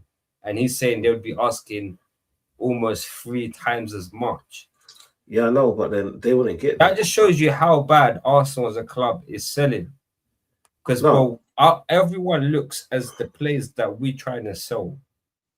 Apart from the last one I can recall that we got decent money for was probably Balogun. And even Balogun now is probably worth double the price what we sold him for. Or like one and a half times. Bro, he was young. That's the thing. You're and probably a good thing. The probably a good thing why we sold him for the money we did is probably because we never played the game under Arteta. We probably would have got less for him if he played the game. He played under Arteta. You see, I can't blame everything on Arteta because that's kind of just isolating the situation. It's like this, yeah. Right. I blame him for a lot because, bro, who buys 10 keepers in 6 years? Who buys like 8 centre backs to play left back? No, I get that. The thing is, Arteta takes a lot of the blame because of the money he spent. He spent it on players we do not need. I can give you an example. Last season, you're telling me last season we would have not still won the league without Zubimendi, Norgard, and Madueke, which is 110 million right there. No, we wouldn't have. Are you being serious? Do you know why? Because in clutch moments, they scored some goals. or gave the assist for the goals. And that's the thing. When you win something here, I disagree with you no, because there was no clutch goals. One second. Yeah, mate, Norgard played 60 minutes. No guard. I agree with, because Norgard didn't play enough. But Madueke didn't. Bro, he scored what, 6 goals. Zubomendi did, and Madueke did, because just running at a defender constantly, then get subbed off, helps the sub that is coming on, get that goal, because now they're tired. Sometimes it's about tactical. So you're telling me we could have not played Lewis Skelly, who already had, and Wary instead, and we would have not been better off instead of Zubomendi and Madueke instead? No, I don't think so. I'm surprised you're saying that. No, the reason why. Can I interrupt in terms of Arsenal selling? Their biggest issue is they offer too much wages for some of these players. Yeah. That's the biggest issue. Like when Chelsea has a player like Trossard, he's not going to be on the same wages as he would be in Arsenal, especially with the recent ownership. They don't put people on big wages. That's why you can sell them on. The reason why Fofana is difficult to sell because he's on 200k a week. But if you look at like a Disasi or players like that, they're on like 50, 60. That's more manageable for some of these smaller clubs to pay them even slightly less wages than they're currently on. Like if the moment you overpay a player on their wages, it's very difficult to sell because they're gonna demand high wages. Yeah, I agree with you, King. Sorry to cut you off, but then again, all the time we hear, oh, these players want to play for Arteta, whatever. Why are we getting players like Calafiori on 20k and then giving him 120k? Why are we getting Madueke on 50k? Allegedly, he wanted to come because he spoke to Arteta, and he's on like 150. Because we're paying him the money. That's another part of the blame I'll pass on to the manager. Because if these players so collectively wanted to play for Arsenal and Arteta, who we heard a lot of the time Arteta was influential when he spoke to the player, why are we like quadrupling their wages if they so allegedly want to play for this club and this manager? To be honest, that's like most clubs. Because like it's like this year, forget anything. The only reason why Rodgers went to to Chelsea, because they paid the fee that Aston Villa wanted. It's not because Rodgers said, "Oh yeah, one day I want to wake up and go to Chelsea," because they paid the fee. Yeah, but I'm talking about wages. Yeah, but then the wages is negotiated from the player to the the sporting director, and that was Edward at that time, right? Yeah, your previous sporting director. So I mean, to be honest, our previous sporting director fucked us in a lot of ways. This is why, as much as I don't like Arteta, there's certain things that I can't be disingenuous about, because of all the things that you said previously and so forth. We won the league. So on one hand, we can't criticize him, especially for last season like that, and be putting the 1 yearies and endowment in there, when we've stated with Saka has played so much football at a young age. This is why he's limping a lot, to want to play a 16-year-old and young players in this team to end up like Saka. So we're rinse and repeating. This is why I can't be disingenuous and say Madueke didn't help us win the league, because he did. Yeah, I can't say Zubomendi didn't, because he did. Because like people want to praise, let's say, a Trossard for helping us win the league, because you just said it yourself. Yeah, but he scored clutch goals. He scored 1 goal this year. 1 goal this year. Yeah, all the other 4 was last year, right? Zubomendi had great performances for the first 5 games until the Man United game when he passed the ball back, right? No, so that was the second game. That was this year as well. Other than that, he had brilliant games.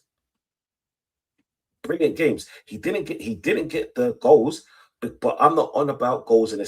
I'm not on about the GAs, bro. I'm about good performances, because sometimes I don't like certain players. I don't really give a shit if you're not doing that.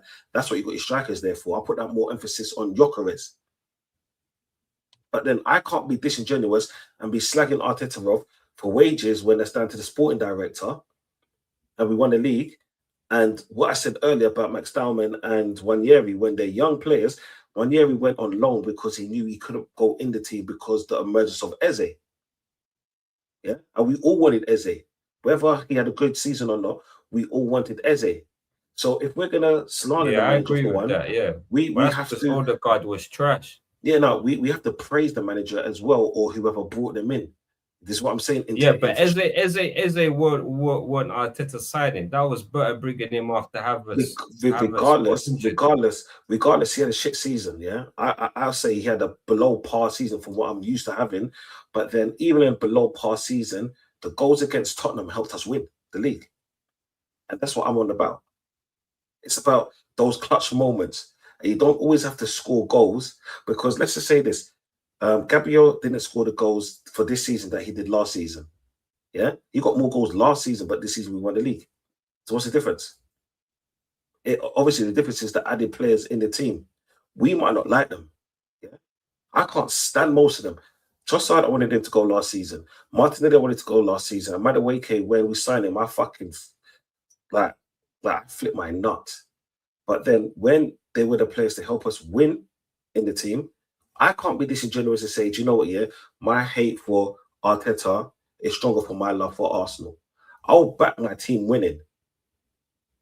But next season, if we lose, yeah, or we're in that loser position, yeah, those questions are valid. You know what I'm saying? The conversation, if it was to have, should Madueke be here? No, he shouldn't. Should have been here last season. Well, it doesn't really matter. We won a league. Yeah, but I'm talking it from a standpoint of wasting money on players we don't need.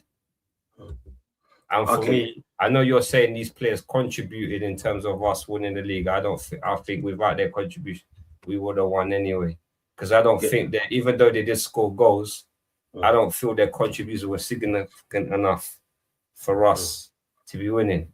I think we would have done just as okay with Skelly in midfield and Nweri playing on the right.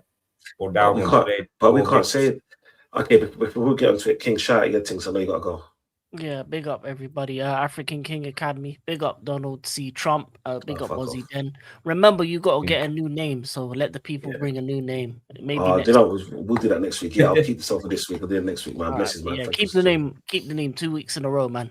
You know what I'm saying? 2 terms Trump. Let's go. Peace and love. I'm out. Fucker. Big up African King people. Make sure you like and subscribe to his thing, yeah? You see the thing is, yeah? The reason why it's hard for me to agree with you is because an injury could occur to any of those players that you said above, yeah?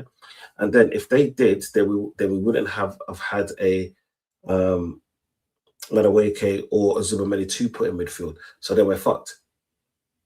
Yeah, but I already named the players that could have played. Yeah, I know. But then if they got injured, which is a massive possibility, because how many players in our team got injured last season?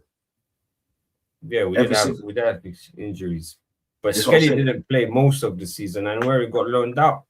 I know, yeah. But what I'm saying I understand the depth thing, but I already saying we had players to cover those positions that most of the time didn't play anyway. But then who? Because if we didn't have Saka being injured, you could play Diamond and Wary. Okay, I reckon Skelly would have been better for us playing in midfield than Zubamendi. Okay, take out Norgard out of the situation. Take out Norgard out of the situation, yeah? Yeah. Havertz was injured long term. Moreno was injured long term. He just came back at the end of the season, yeah? So that would have just left Skelly in midfield. Say Skelly was, at the beginning, he was, even Calafiori got injured. And Cappy got injured, yeah? So this is why there was times when Skelly was on the right, on the left, sorry, yeah? You take him out of left, put him in midfield at that time. Who have we got on the left? Because now Nkape and Calafiori is injured. On the right-hand side, we saw injuries to a long-term injury to Timber and to White last season. So who are we going to play on the right? Yeah. Now we go in the middle. Yeah. So if Skelly would have played in the middle, hypothetically, right? Yeah. Who's on the left and right? We put Mosquera on the right. Fair enough for a few games, but we saw that he's not that great on the left. Who we playing? On the left, yeah. If it weren't Calafiori playing, it was what's his name? But last season they both got injured at the same time. This is why Skelly. No, I don't think it was at the same time. Was that at the same time? No, because if you look up now how many games Skelly played in left back, I think it was only about what 2 or 3. I don't remember him playing hardly any at left back. Okay, but say for example he got an injury in the middle, or he had a few bad games. Who's going to change him up with? You had Norgard there, but he didn't play him. No, I'm saying take out Norgard the situation because you're saying that he didn't play and he had 16 minutes. So realistically, like just take him out of the team completely. If we didn't have a Skelly there and he got injured or he was tired because he's not used to playing so many games, especially in that position that like he trained for all his life, who were playing there? We would have to play. So what, Rice would have been in the 6, obviously. Yeah, go on. Yeah, you could play because most of the time in the field last season we was playing what? We was playing Zubimendi and Rice together. But you just said Zubimendi didn't play a big part in there. Yeah, in winning the league. So if we didn't have Zubimendi, who would we play there if Skelly got injured? Yeah, if Skelly got injured, it would have been an issue. But Skelly didn't. But Skelly played a handful of games last season, innit? But I get it in terms of cover. But again, for me, Zubimendi in the 53 million that we signed him for it's not justifiable based on last season. So that's why I'm saying we could have done without him. Do you know what it is? I understand I understand it from the thing is, again, I'm going off the basis that Skelly had played probably about 10-15 games last season. And obviously if he was playing a lot of games, he could have got injured, maybe would have been lacking for cover. I'm going on that basis. So again, you got a point. So I agree with that. But I don't think it. But for me, collectively, if I'm basing it off the price tag, the contribution, I think we could have done without him. Do you know what, for the price tag? If for me, if Zubimendi was like a £20 million player, I would have been fine with it. Yeah, but then we're going on the price tag. And the thing is, unfortunately. Yeah, because it's a significant amount of money when you look at 53 million. Madueke is a thingy. 50 again. Yeah. 50 whatever. That's 100 million down there. You're telling me I would have rather that 100 million would have got someone like we're trying to haggle over with now, like a Bruno G. And then we would have been miles better off. Instead of having 2 mediocre players. See, I get all of that. Now this season, when you're making those kind of signings, that again, how much is Madueke worth realistically? About 10-15 million. Yeah, Zubimendi, if you was to sell Zubimendi now after 1 season and he's a Premier League champion, do you think we'll get money back? Do you rate Morgan Rogers? Yeah, but I don't think he's worth 170. There you go, bro. That's the market. Yeah, but bro, we're so bad at selling players. No. Forget selling players for 1 season. Forget all of that because that doesn't actually mean anything because Arsenal generate enough money, and use their academy to sell players. This is why I'm not really fussed. For one, it's not my money to buy nor sell players. I just want to see trophies. That's the thing. I don't care if Super Money comes for 50 million. If he's in the team that helps us win, then was it money well spent? I don't care. Honestly, bro. Yeah, but I'm basing it off this season when people think we're going to spend another 300 million. We're not. No, but we don't need to spend 300 million. That's the thing. We don't. Let's say, for example, we get Bruno for 80 mil. All we need to do, 80 mil. All we need to do is spend another 75 mil. Yeah, we've got that winger already. What's his name? Zolis or whatever his name is. Yeah, Zolis on the right hand side. We got him for what is it? 30 mil. Yeah, whatever it was. Yeah, who cares? All we need to do is spend 75 million on another 2 players. Yeah, that's not including the players that's already going to go out the door. Right? We've got the Champions League money because we got in the final. We've got the Premier League money because we won the Premier League. Yeah, plus all the shirt sales, We generate money, bruv. We piss money. It's unbelievable. Yeah, I'm not So- saying, but that money collectively, is when you're looking at PSR, you can't spend the money you get from shirt sales or the stadium or the fans. No, I get that, but it doesn't really matter. This is why I said that. Because If, my like- thing is, if you just look at it based on what we've signed this season, we've signed one free player, and we've signed this winger who God knows if he's going to be good or not. And even to sign him, we've had to sell Trossard. Who's going to sell Trossard? And then get Trossard off the wages to allegedly sign this solid player. You see, bro, that's the thing. We signed Trossard to a 1-year deal extension. He was always going to go. Yeah, I know he was always going to go. I'm not. So realistically, like I mean, to be honest, I'm not against him going. What I'm trying to say is he had to go for a player to come in. No, he didn't, because realistically, players were always going to go. Having Zinchenko off, like, I'm more annoyed that Zinchenko stayed longer than he is. I'm more annoyed that Reece Nelson and Vieira is still on the books.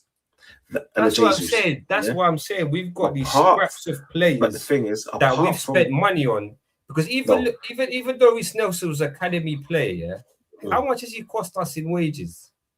No, we've only paid like a quarter. We've only paid a quarter of his wages. The rest of it is the other club.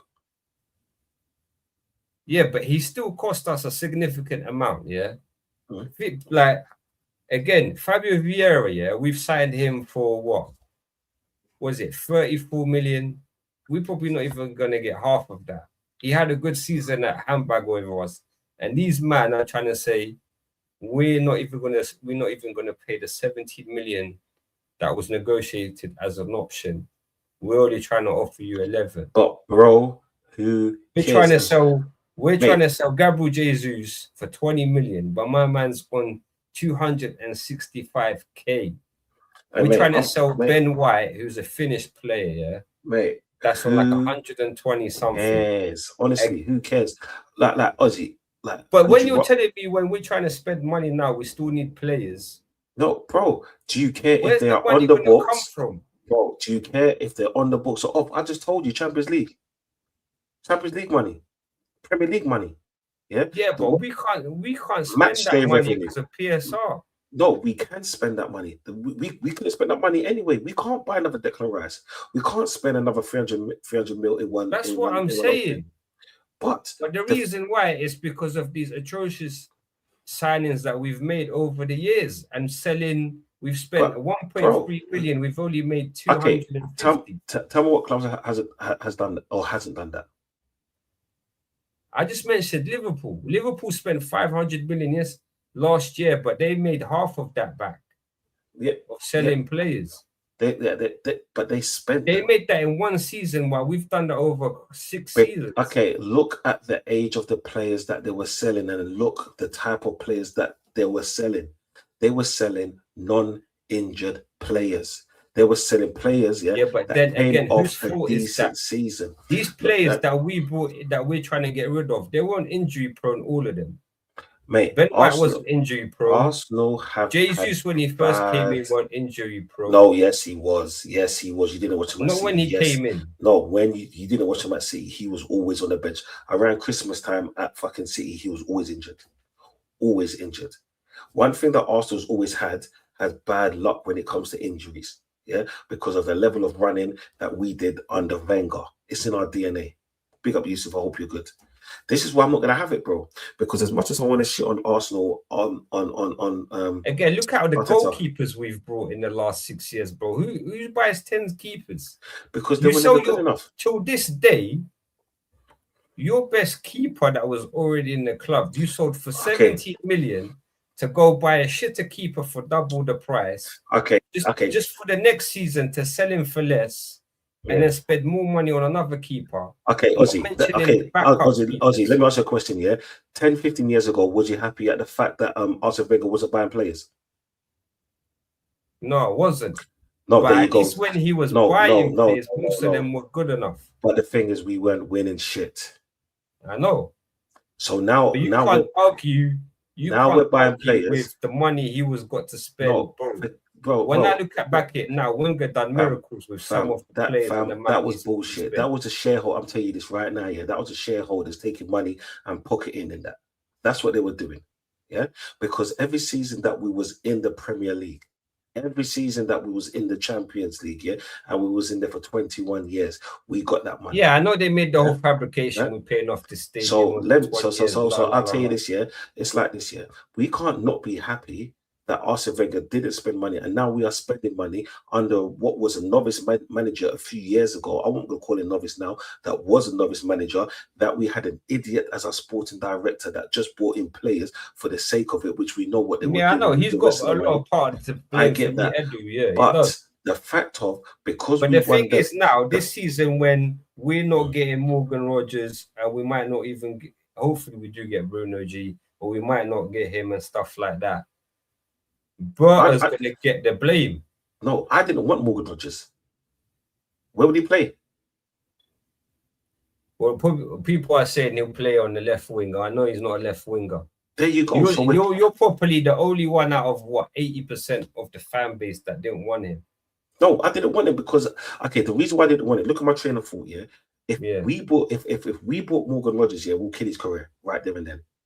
You know what I'm saying? Because the moment that's another reason why he didn't come anyway. Even if we did put bro, give me a second, yeah. Because I said this earlier with Eze.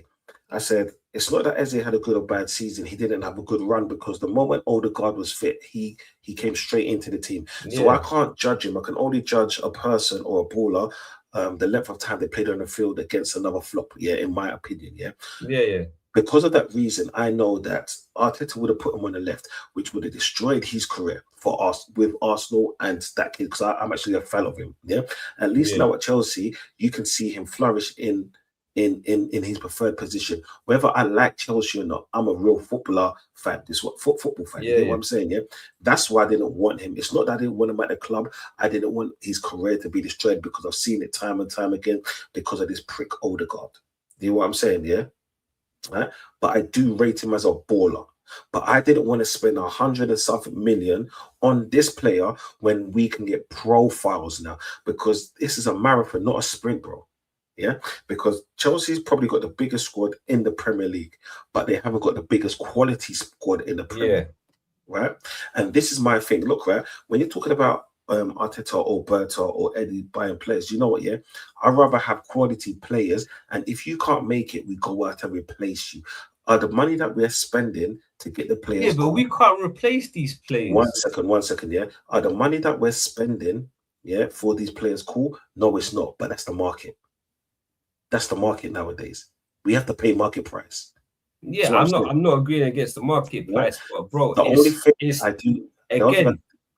thing I do not agree with is obviously the wage structure, but then that's between the agents and stuff. And to be honest, if we're both working people, if we went to a new job and we can negotiate our pay, we're looking for the best for us, So 100%. I get it, As a fan, do I like it? But not to the wages that we players, bro. It's ridiculous.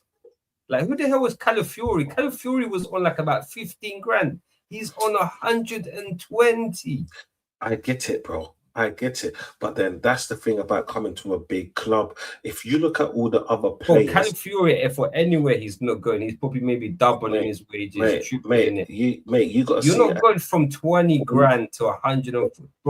Zinchenko was on about, again, 20 grand. It came to Arsenal, he's on 150. That's why they kept... Bro, I don't know the football game. But that's most of these players have came in under Edu, and that's why we keep ripping up contracts. We was doing it from when Arteta first came in. Ozil gone, Aubameyang gone. Do you know what? Yeah, do you know Arsenal fans? Yeah, honestly, Arsenal fans need to stop living in the past like that, because cool, we made mistakes. Yeah, but I'm saying this is a collective from when Arteta came in to the point now where and when Wenger was hearing 300 million watches and whatnot. And when Wenger's last days, the real expectation now is people need to come and realize we're not going to get the boomba of every year we're going to get 250 million to spend. It's Mate, not going to happen now. But who does? Okay, let's look at City's model. Yeah, when City was getting into but City don't do what we do. listen up, bro. Listen up. If they get a bad player, they give him 1 season and he's gone. No, listen up for price wise now. When they first started their whole thing, when they first got taken over, they tried to buy the best of the rest, the Adam Johnson, that nastiness, and the Sean Wright Phillips and all of that from Chelsea. And all but that, back then PSR wasn't an issue. No, PSR wasn't an issue, but they were still paying over the prices. Then they got the Agueros, Then they got the David Silvers. Then they got Company, right? Then they put Joe Hart on a luxurious contract before Pep came in, and so forth and so forth and so forth. And then they got, who was it, Carl Walker and stuff, you get me?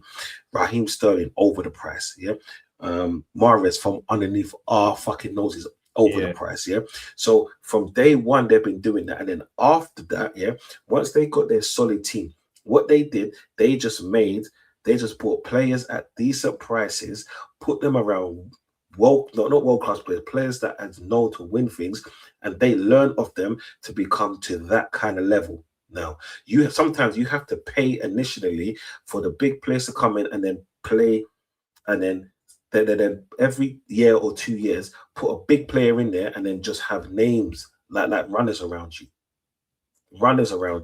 This is why I understand certain signings. I just don't like them being at my club. But when you're winning stuff, how can I be negative? How can I turn around and say? But that's based, bro. That's based off 1 season. I'm still not happy winning 1 Premier League and the amount we spend in 6 years. Bro, I don't care. It's not my money. Why should I care? That's not my money. And for once, it's gonna hinder us in the future now. How do we know? You're telling me with the squad, the injuries, the players that are Saliba, God knows how long. Saka's, I don't know about him. Rice looks like he's absolutely, when the spine of our team's looking like it's dead on his feet, and we can just about maybe replace one of those players with a big signing. You see, the thing I don't hold high hopes for next season. People are crashing out, People are saying all this, before the season even starts. That means the transfer window is still open. The reason why I refuse to even say anything or even give a damn whether we got Rodgers or not, for one, I don't care about. I don't care about Rodgers. I'm just saying. No, transfer window. I'm just saying because what we need this season, we still need a number six. But you said we got Skelly. He's not a number 6. He's a number 8. Yeah, but the thing is, if we're talking about number 6, the only number 6 that we have in our team is Declan Rice. Yeah, that I agree with. Yeah, but the injuries, a lot of the injuries, well, apart from Saka, Rice's injury came from England. Saliba's injury came from France, so they weren't even playing for us. Yeah, and that only happened because but Saliba needed back surgery from March this year. And as selfish as I am, I'm glad he did it because then he helped us win the Premier League. So again, now when he's out for 5 months or could be out for the whole year, would you rather him be on the recovery and then still have the play you're gonna get, or get someone that potentially unfortunately ballers can be replaced, trophies can't.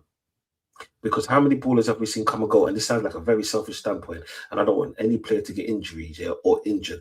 But as a football fan, that both of us, we pay. Yeah, but you're talking about the best centre back arguably in the world right now, bro. He's not a player that you could just easily replace. Bro, if he wasn't injured, Real Madrid would be going for him right now. Because he wasn't injured, what? Real Madrid would be going for him right now. He was on their shortlist. Yeah, but that doesn't mean we was gonna sell to him. No, bro. Come on. He signed, but he just signed a new contract. Bro, how many times have we seen a player sign a contract and then leave the next season? Yeah, but that's unless they come in for 150 million. Then you can't say nothing. They would have. Well, if they did, then you can't say nothing. But I'd rather have Saliba available than him being injured and then potentially not going. I'm going to be honest. I'd rather win a Premier League that we haven't done in 22 years. Because that's my main objective. These players, these ballers get paid handsomely. A lot of these ballers can get injured and never play football tomorrow and live comfortably. This is their risk. Yeah, the reward is for us. Yeah, the reward ain't like them winning the Premier League. Yeah, it's nice to do all of that for the fans, but they don't give a shit about that. They care what's gone into their banks. We care about that, and I will take the Premier League over any player, over every player. You know what I'm saying? Because I haven't got this. Of course, we want the trophies. I haven't got a sentimental value for anyone. This is why my point was with the players that you mentioned before. Did they play a part? Every player that stepped on the field played a part in this team because they all helped us win. They were a part in the cog, as small and significant as some of them was, or as shit in your eyes as some of them was. Because just remember, Gyökeres took his time to score. Gyökeres went on a goal out, but then one or two of his goals were pivot. Eze was poor, but guess what? He scored 4 or 5 goals against Tottenham. Yeah, that helped us win the Premier League. This is what I'm saying. That last minute goal against City, that helped us win the Premier League by Martinelli and his 1 goal for the season. That 1 goal in that draw helped us win the Premier League. That 1 goal. Yeah, you see how significant these shit players are in the team when it works. Yeah. Now, what I'm expecting is for Arsenal to do better. Yeah, the window is open. It hasn't even closed yet. So for me to be like, oh, why are we doing this? Why are we doing this? Why are we doing this? You know what? Yeah, I want to see what happens in the first 3 months, because in the beginning of the season, as always, we've got a fucking tough fixtures. Yeah, I want to see what we're at. Forget anyone else, or forget what anyone else is doing, because when you see the thing is, yeah, when a lot of Arsenal players, they see Tottenham doing stuff, they see Man United doing stuff, they see Chelsea doing stuff, they're thinking, why ain't my team doing nothing? We're the fucking Premier League winners. They need to get back to our levels. All we have to do is add a few initial players just to but my thing is, bro, to sustain the league, you need to go and still spend money and bring in and be shopping at a certain caliber. We're not. Okay, tell me what players you'll buy. Right now, go on. I want a number 6. Tell me the players that you buy, and I'll tell you the price tags. Well, as a number 6, I would take, what's his name? The thing is with Bruno G, he's not really a number 6, even though I still want him in the team. He's a box to box. But if you want him in the team, we're spending 75, 80 mil. That's it. 175, 80 mil gone. Go on. Who's next? And then we need a left winger, even though we bought this guy, because that guy's not a first team left winger. He's not moving the needle. I agree. Yeah. So we're spending another 70 mil. That's what, 150 right there now. Yeah. Go on. 150 right there. I would like Odegaard gone and replaced, but then again, but that's not realistic. I'm talking about being realistic. This is what I'm saying. Yeah, those 2 players, there's 150 million there. Yeah. Now we're looking at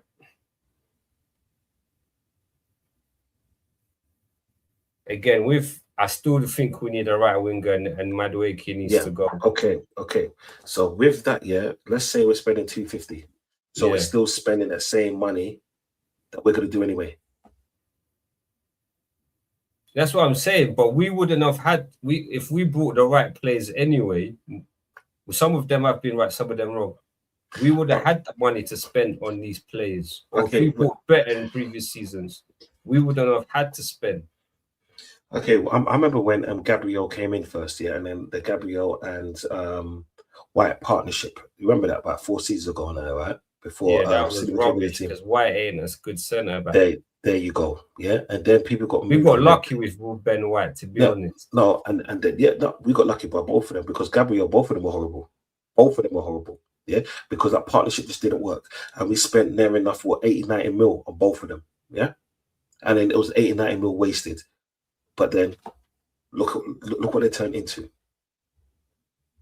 Yeah, so we got lucky with them. So no, it's about the right partnerships and putting players in the right positions. That's all it was. Putting players in the right positions. This is why, bro. This is why it's not that, because I remember you said that you didn't expect from me, but my standpoint in literally transfer window is always going to be like, so I'm not gonna slate anyone, especially of coming off the Premier League. I'm not going to slate this manager, whether I like him or not. I'm not going to sit there and slate him because we won the Premier League. Every component that was in our team helped us win the Premier League. That played, even Max Dowman, Not Max Dowman. No, yeah, Max Dowman. Yeah, He no, helped I'll us give win. him his praise for winning the Premier League. Don't get me wrong.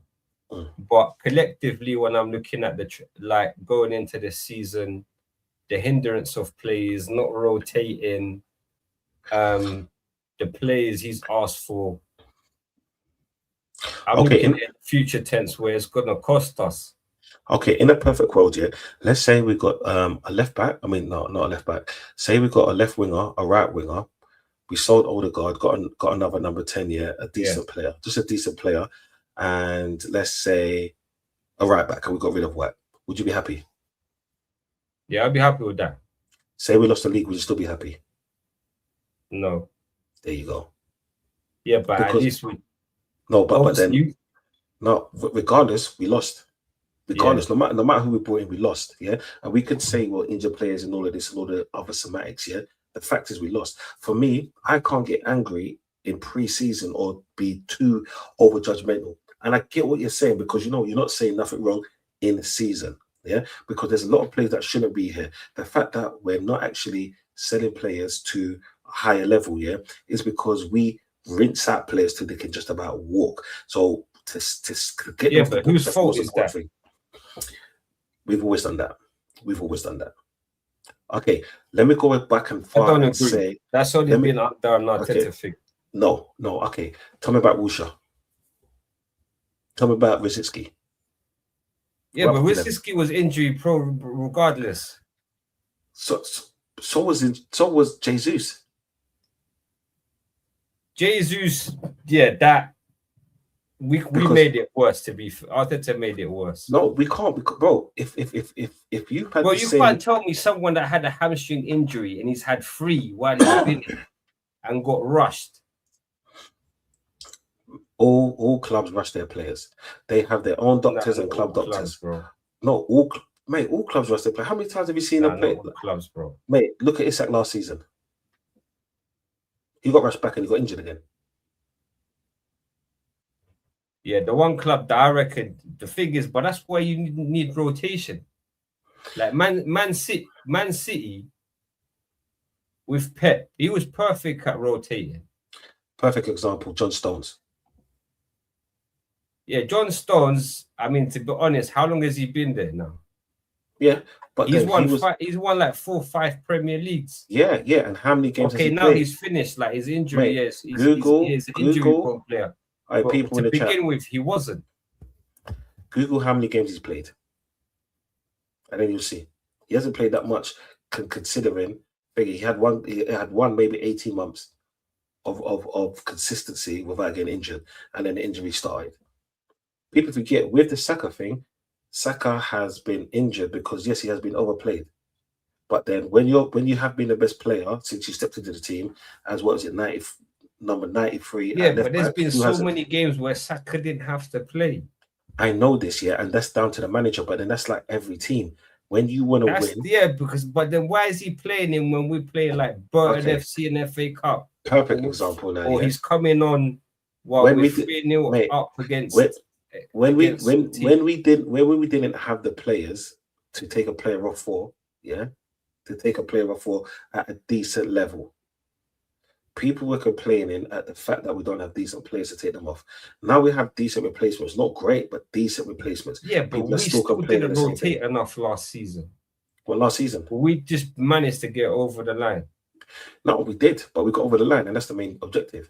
The objective ain't how you get over the line, because I remember when we had this conversation with Dow, and Dow said to me that he wants to win the league by 10 points, 10, 12 points. I don't care if we win it by 1 or goal difference. No, but we should have. If you look back at it, we should have. Mate, at the end of the day, winning is winning. Winning is winning. It's not how you win or where you win. It's about winning, because the objective of going into any tournament is to win. Do you think Spain was the favourites to win? Do you think they cared how they won that game, that 1-0 game, which is the second time they beat a team 1-0 in extra time? As the best footballing team, you'd expect more. But do you think they cared? Because it's about winning. Yeah. When we all won all those trophies, when we beat Man United in that FA Cup final, when they were clearly the favourites, do you think they cared? 1999, when they beat us, when Ryan Giggs done that one goal, we were the better team that year. We lost the league that year. Yeah. I think it was Leeds as well. Yeah. We lost the league that year. We lost the FA Cup that year. They done a treble that year, right? We fucked up. Do you think they care? 2011. Yeah, obviously, if you win, you worst. Man United's worst Premier League title they've ever won. Do you think they care? Yeah, but what I'm trying to say at the end of the day, yeah, to sustain us being at the top, we can't just go in this season with the players we have or the signings. I agree. But my thing is, we're not going to be able to get what we want to get or the quality because of what we've done previous seasons. Yeah, but then that's like this year. Unless you throw the money consistently, and you can't consistently throw the money because of FFP. Yeah, but we've wasted it. We've wasted it because of FFP. We cannot, even if we didn't buy it. That's okay. If we didn't. Okay. Which team have you seen spend 250, 300 million collectively in 3 seasons in a row? Tottenham. They haven't spent 250 in 3 seasons in a row. Do you know what's so funny? Tottenham's in the last 10 years, Tottenham's actually spent more money than us. Check it. Yeah, they probably have. They definitely have. They definitely have. Man City has spent near enough that as well. Yeah, but City has won 6 Premier League. Yeah, but then that's with that because take away what they've won. But they have. And 9 out of 10, they've bought the right player. Who's that? City? No. Yeah. No, because 9 times out of 10, they've bought the right player. And if he's not the right player, he's gone the next season. Mate, it's their normal starters. So why is Mamouche still there? He's contributed, even though he's not a starter, though. Mamouche was shit last season. I wouldn't say he was shit. Mate, he was shit last season. He probably scored as much goals as, if you want to talk about GA, he's probably scored as much goals as Trossard. At Mamouche's level, that's poor. I wouldn't say he was that bad, me personally. I think he was that bad. Because, to be honest, okay, how much did they buy Gay for? Gay, I think that was 20 million, yeah, 20 million because he only had 6 months left. 6 months, yeah, 20 million, yeah. 20 million, 6 months, you would say that's a good deal. But he was the reason why we won the league, so that's a great deal. Yeah, in hindsight, you would say that now, but I don't think he's for 20 million. And the thing is, if he had 3 years, mistakes that happen. Yeah, but then that's what helped us win. If he had 3 years on his deal and they bought him then, he would have been like 50, 60. It's only because of how much he had. Plus, he's a young player, so he can grow. Now, this is why I said like that there's certain factors why certain players go to like certain things. And we understand that when you play for a team in London, the wage structure is going to go up because that's also London waiting. We know that when you come to London, because of the city, because of the lifestyle, you have to be on a higher wage than, let's say, up north because of London. People don't take that into consideration as well. Like I said, like I agree with you. Yeah, but we massively overplay these players. Come on, you can't tell me we don't. No, we do. We do massively overplay these players, but which club doesn't? We could say the same thing about Aston Villa last season. Because near enough, the starting 11 played every single match. Yeah, because they can't spend because of PSR. No, they can spend because they've been in Europe a few seasons. It's just that people aren't going to be attracted to them, let's say, unlike an Arsenal against a Liverpool, against a Man United, against a Chelsea, because we come with status. If they didn't sell Rodgers this year, they wouldn't have been able to spend money. No, they can. Because now they can't spend it. Trust me. Look at the thing. They can't. They won Europa, so they can. The thing is, they had to sell Rodgers because a bigger team was coming in for them because they were cash cow. Yeah, but even if they didn't sell him, they wouldn't have been able to spend much this season. No, they wouldn't. But yes, they could. Mate, do you remember they sold Duran last season to fucking Qatar? Yeah, because they had to sell him because of PSR. Otherwise, they would have been over it. That's the whole reason they sold him. But then they still had money to spend, and because they won in the Europa League, they could spend more money. Yeah, but we're only talking about going into this window. Okay, it's like this, yeah. They spent money. It's like Liverpool. Okay, Liverpool rarely spent money, But they've in those years they've won the Premier League, the Champions League, twice, and so forth. A few FA Cups along the way, the Carabao Cup. So why did they spend money? Because they already had a team. No, that was because capable of winning. At that point, they didn't win shit. They only won through COVID.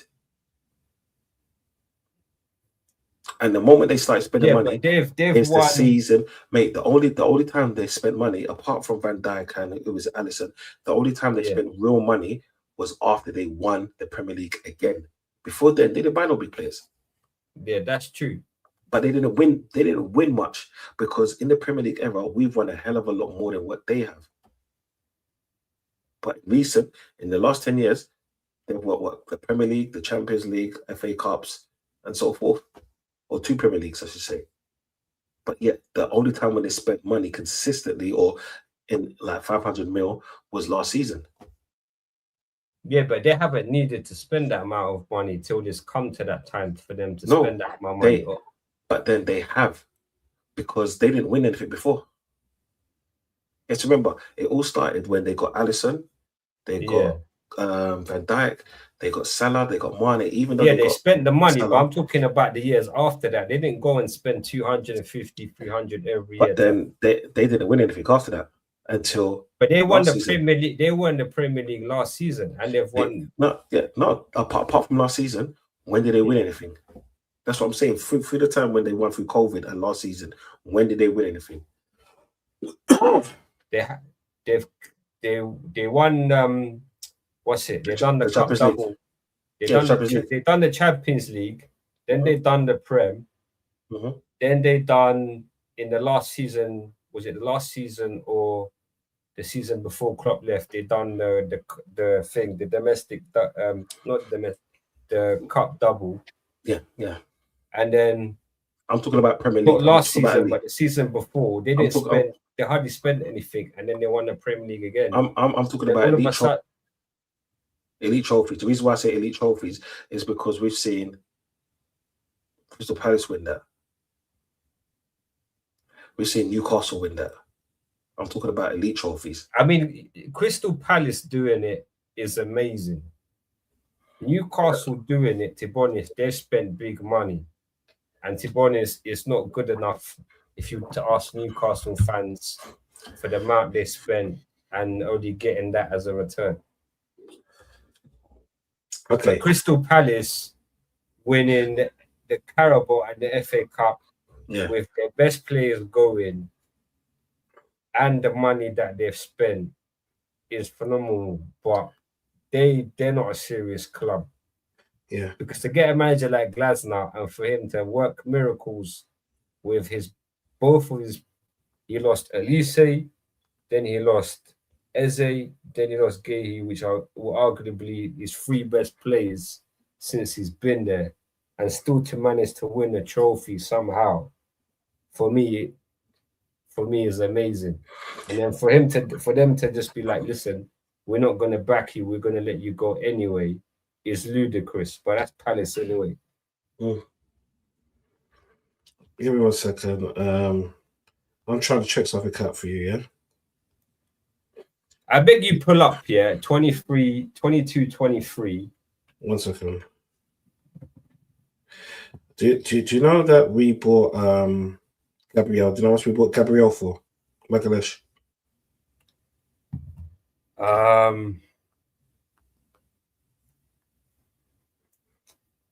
Can't remember, but I don't think it was more than about 35. No, 27. Yo, big up, brother. Big up. How you doing, man? Yeah, bro. I'm here with the iron fist. Is what I'm saying.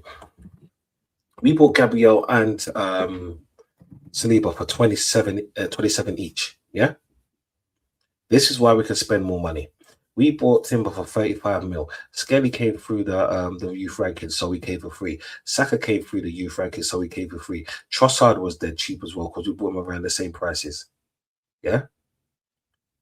Yeah, Trossard, the one we got lucky with. Who was it? That was probably the most luckiest. The keeper. How much did we buy the keeper for? Was it 50 mil or something like that? Who? Our keeper. Raya? Raya, yeah. I think it's about 50 mil. Big up I everyone, don't man. think Make it sure was you like that and much. I subscribe. think it was about 40. Then that's a bargain right there. This is why we can spend so much money on the players going forward. This is why I'm not too fussed. Because Yeah, they're but going starting. forward, it ain't going to be possible. No, going forward it is. Well, the go forward is not going to be possible. But when you spend that kind of money on, let's say, Yeah, but we line, didn't even have to spend that money if we got, to be honest, we didn't even have to buy a keeper to begin with. Yeah, we did. Ramsdale was shit. No, I'm talking about Martinez. Bro, Martinez wasn't at this level. He left Arsenal, he won the World Cup, and then he became that level. He was decent. But he was good enough when we had him anyway. No, he was decent. He showed decent. He was for me, he was good enough. We didn't have to get rid of him. No, but the thing is, he had a lot of mistakes when he was at Arsenal. So this is what I don't get. Yeah, but that season that the season he played before we sold him, there was no reason to sell. No, he wanted to go. And we won the FA Cup with him. Yeah, he wanted to go because Arteta came in and said, listen, I can't guarantee you first team football. Yeah, but in the end it worked out. Yeah, but against how much money have we wasted? Mate, we haven't won a league from 22 years. It's like when we're not spending money, people want to complain. When we do spend money, people are going to complain. So regardless, people are going to complain. I'd rather complain with a trophy in my hand.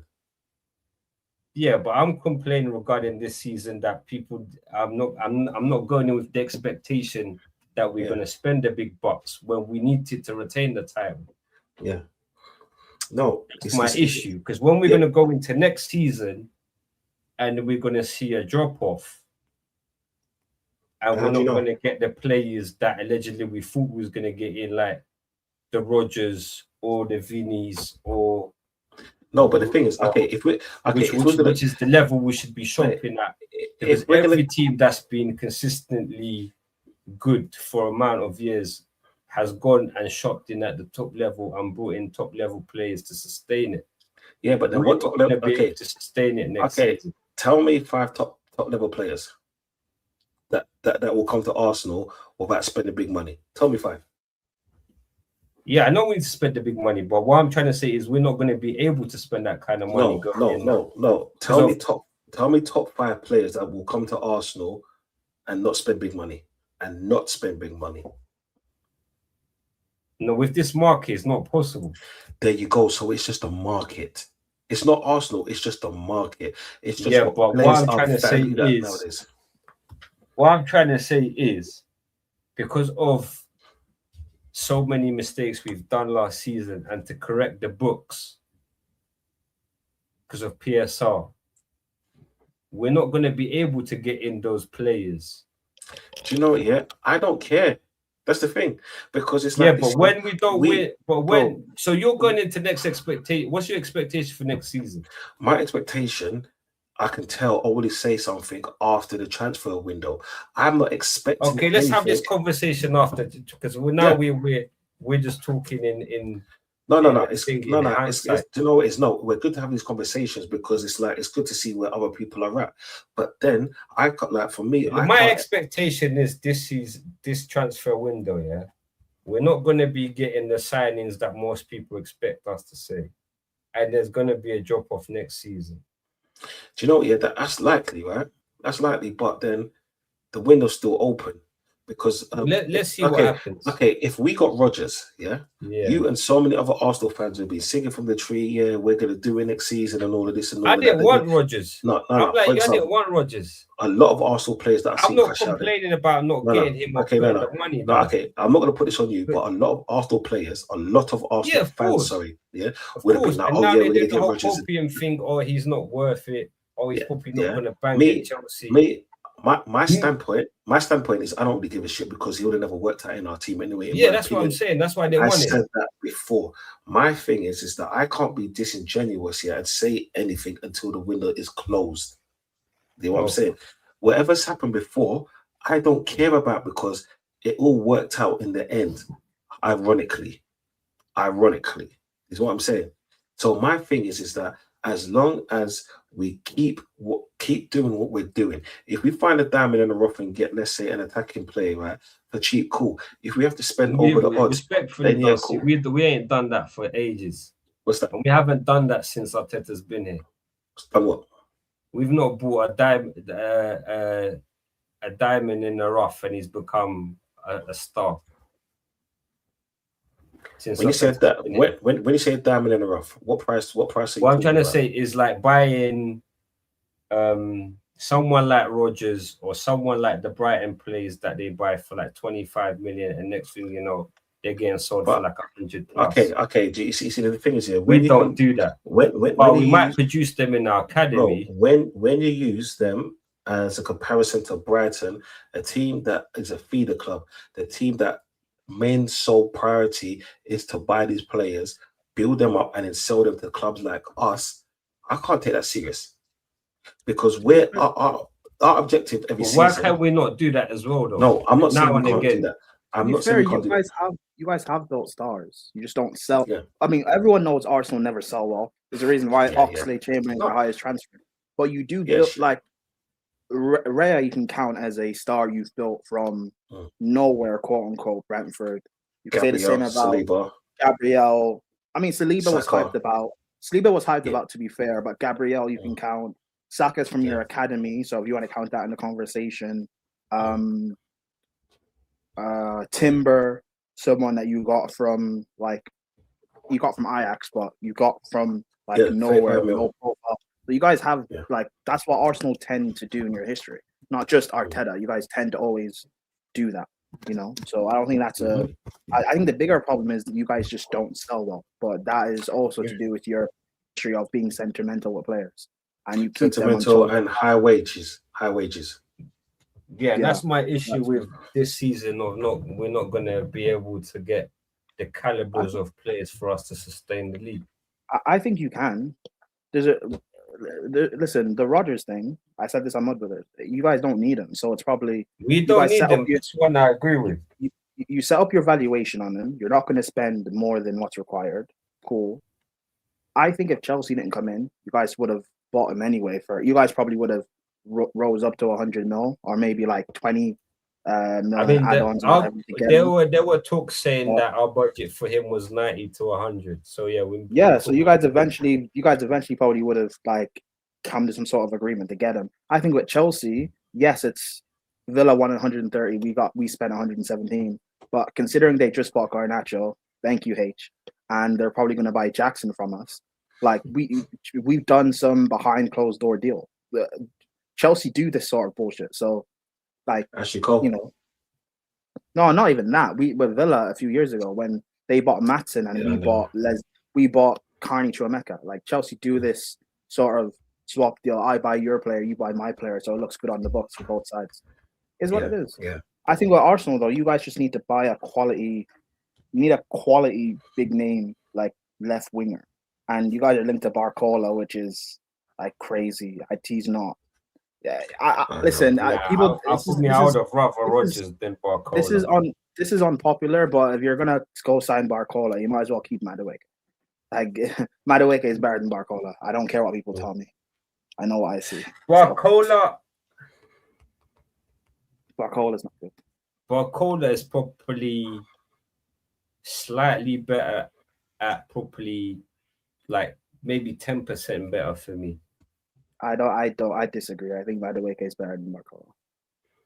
I mean, to be honest, they're both not worth the money. Whatever you buy. Oh, I agree. They're not worth the money, but I'm saying if you're gonna, it's like you guys do have the money to spend on like a big name, like left-sided player. Yeah, so just be smart about it.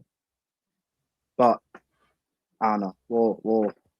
We'll see because Diamande. Yeah, all I'm saying is don't be surprised if that kind of signing don't come in. Well, Diamande is going to Real Madrid. It looks like there's Barcola on the left. Rashford's available. Hell no! Don't. No. I'm just naming. That's my thing now. I'm just naming left wingers that are available. I'm not saying get Rashford. No. However, Rashford's better than Barcola. He's better than What else is out there? Like he's better than a lot of left wingers that aren't. I'll just go and see who's good in our academy that can play left winger. There's also Vinny. It looks like he could be leaving Real Madrid, but however, he also wants a new contract from Real Madrid. I don't think Vinny wants to leave. But Real Madrid, I think, want to offload him. So it depends if you guys are willing to spend 100 and whatever to get him. But then again, if he was.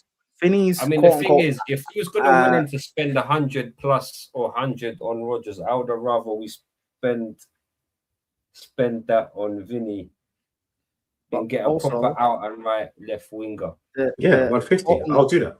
But the quote unquote attitude. Like if Real Madrid was to say we would sell for 150 right now, I'd take it all day long. Yeah, most would. Yeah. The quote unquote attitude thing that Vinny has. That won't fly, so I don't see that happening. That's probably not going to happen. I know what you're saying. Like it's dreamland talk. It's FIFA career. You see the thing is for me. Yeah, I just don't want to see like it's all well and good seeing how players coming to the team, but our percentages of Hayden players making it in Arsenal is very poor, because the only two players that we can say that's actually made it at a high level is Ashley Cole and Saka. Who else? And we can run through the years. Yeah. True. We can run. Yeah. We can actually run through the years and see the Hype brothers. Yeah, we could do the Reece Nelsons, the Willocks, the Smith Rowes, the Wilshires. Yeah, we could run through so many names. The only two players that actually made it. Wilcott was Southampton. The only two players that came out of our academy that actually made it at that high level for Arsenal. Only two. Yeah. Yeah. So when people are talking about, oh yeah, I want to see players coming out of the academy. Okay, tell them, like we're not Southampton, we're not Brighton out here. Yeah. You know what I'm saying? Even a Wolby, it's not that good. He made it. Yeah. Even a Wolby, he made it through, and he was at Arsenal for a number of years. But yeah, you're talking about the top level talent. Yeah, he's not Ashley Cole or Saka level. Yeah. Right. Yeah. But then again, for big clubs, that should be the case. For big clubs, like United fans love to talk about the class of 93, but let's just be honest. That doesn't happen often, because when you look at United in the last 10 to 15 years, you've had Rashford, McTominay, Greenwood before he did his stuff. Only a few. Chelsea, saying our best top level academy product is Reece James for a reason. The rest of them, Mason Mount, he left after a few years. Gallagher, Chalobah, and stuff. Those guys aren't up the level. When you're a big club like that, that happens. We're not. Fonzie's right. We're not a Brighton or a Southampton where we can bring through all these academy players and sell them for big dough to Arsenal or Chelsea. We shouldn't be like that. So it's like that. That's why only the best do survive. I remember when Saka and Smith Rowe broke through, people said Smith Rowe was the best player, but he left for a reason. Reece Nelson, Willock was above Saka. They all was above Saka. Out of the whole quad, yeah, he was the bottom of the barrel. This is what I'm saying. Let's not sugarcoat it. You know what I'm saying? He wasn't even mentioned in a dream, yeah. And now he's a star player for Arsenal for many years and for England for many years. Right?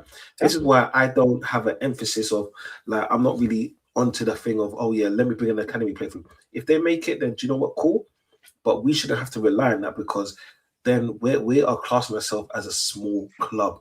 Big club buy players. Small clubs sell players. Right. It's like last season when Arsenal fans were saying, "I'll just give Dalman a chance, play it." I mean, yes, but no. Why are you in a position where you're challenging for the title? You're in your fourth season challenging for the title after finishing second 3 times in a row, and you're relying on Max Dalman, who's 16 years old, to save you. That should never be the case. That shouldn't be the case. Yeah, but we had to last season, because you're telling me would you rather play Noni instead of Dalman? No, but I'm making the point. I know we shouldn't be relying on someone like Ozzy, I'm making the point of what that shouldn't be the something you should be relying on. Yeah, that I agree with you. Regardless of Dalman's talent, it shouldn't be a thing of we're preying on a 16-year-old to save us in this title race. That should never be the thought. That shouldn't be the case. But again, when you have a narcissist of a manager, what can you do? Yeah, but he won you the league, bro. So Yeah, but it only took him 6 years and 1.3 million. hey, listen, Chelsea has spent 2.5 billion now, and we still haven't. Yeah, but how much have you recouped of that? I don't care. I just want to win. I There want to you major. go. And that's and Ozzy, that's my whole point, yeah. Because people are so fussed on how much money we're making. It's not coming into our pockets. I don't give a shit. Like you see, fans like us, yeah. My kids buy me an Arsenal top every season. I go to a good few Arsenal matches, so I'm one of those people that actually get money pumped into that club, like so many millions. We don't care how much we're recouping. We want to see a trophy because the trophies are for us. The trophies are for us, yeah. So if a player goes for 20 million and then we win the next 2 years, do you think they give a fuck about the 20 million? Do you think we give a fuck about the 20 million? Like most people are pissed off of the money that we're losing because we're not selling players as a Chelsea would, as a Man United would, a team that hasn't won a major in 10 years. Think about That's it, bro. why when you don't like when you're supposed to be a big club, but you don't start winning when you're not winning the big trophies, you start clinging on little things that don't matter. This whole thing of my academy star boy is better than yours, or you spent twice as much as I did on the striker. That's what I'm saying. My striker's better. It's like let's take an account if we didn't win the league. What would we be saying now? But we did. I know we did. I can't talk about hypotheticals because things didn't happen. I can understand anything before.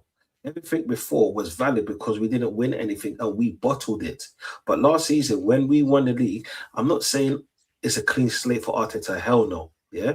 But the thing is, going forward, I cannot complain and have the same mindset going into next season because now we have won the league. My thing is, I can only judge when the season starts at Christmas and so forth after that, because that's where we're going into the testing time of the league. Yeah. If we go to September the 2nd and literally haven't bought anything apart from what we have, then we can actually have a conversation because you know what, yeah, the club as a whole hasn't done anything. We just won the league after 22 years. Then I'm just saying, in terms of my point of view, I don't expect Arsenal to be spending the money they have spent previously. But we shouldn't have to because we spent so much money to win the league. For us to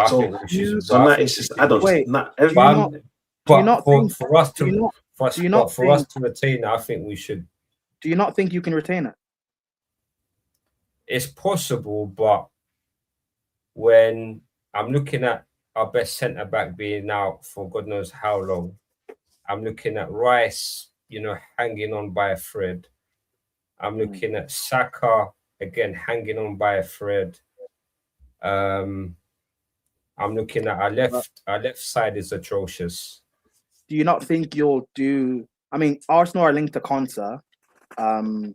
Rice will be fine by the season. Like Rice is an engine; he'll be fine once the season starts up again. I hope so. The way Saka, but he wasn't looking good in the World Cup.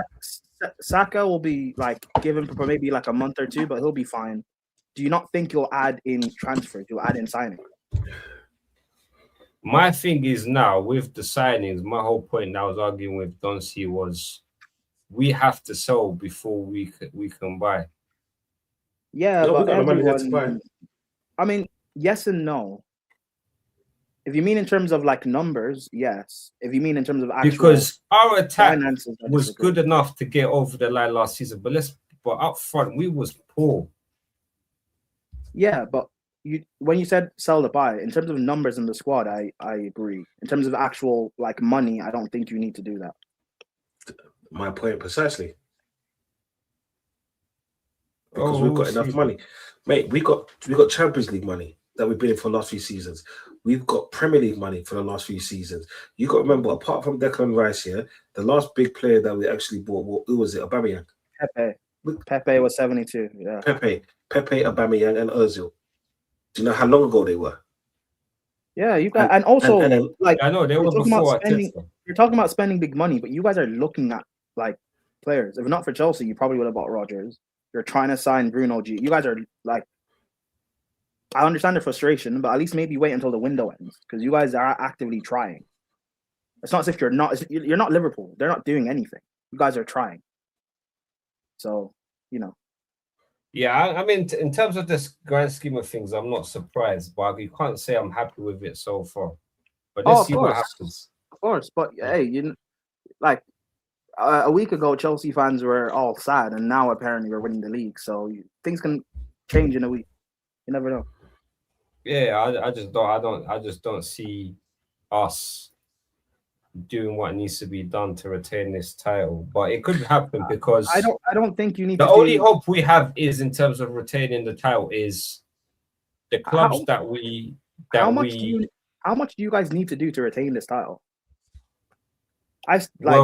Big problem is Saliba's a big problem because even we've got how long is Saliba out for?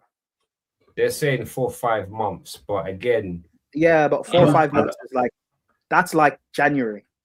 Yeah, that's half. But you're still fine because Gabriel and Saliba were out injured at various points in the first half of the season, and you guys looked just as good as Mosquera and Hincampe. So yeah, but it won't for that long. It won't like 10 games or 3 months. No. Meaning that we always had one out. We only had both players in the team after January. Yeah, but you only have you still have Gabriel, who, you know, it seems like it's a consensus that over the last 3-4 years he's been the better center back between him and Saliba. So at least you still have your better center back. You still have your leader there playing. I don't know. I understand the frustration, but I also look at the other teams.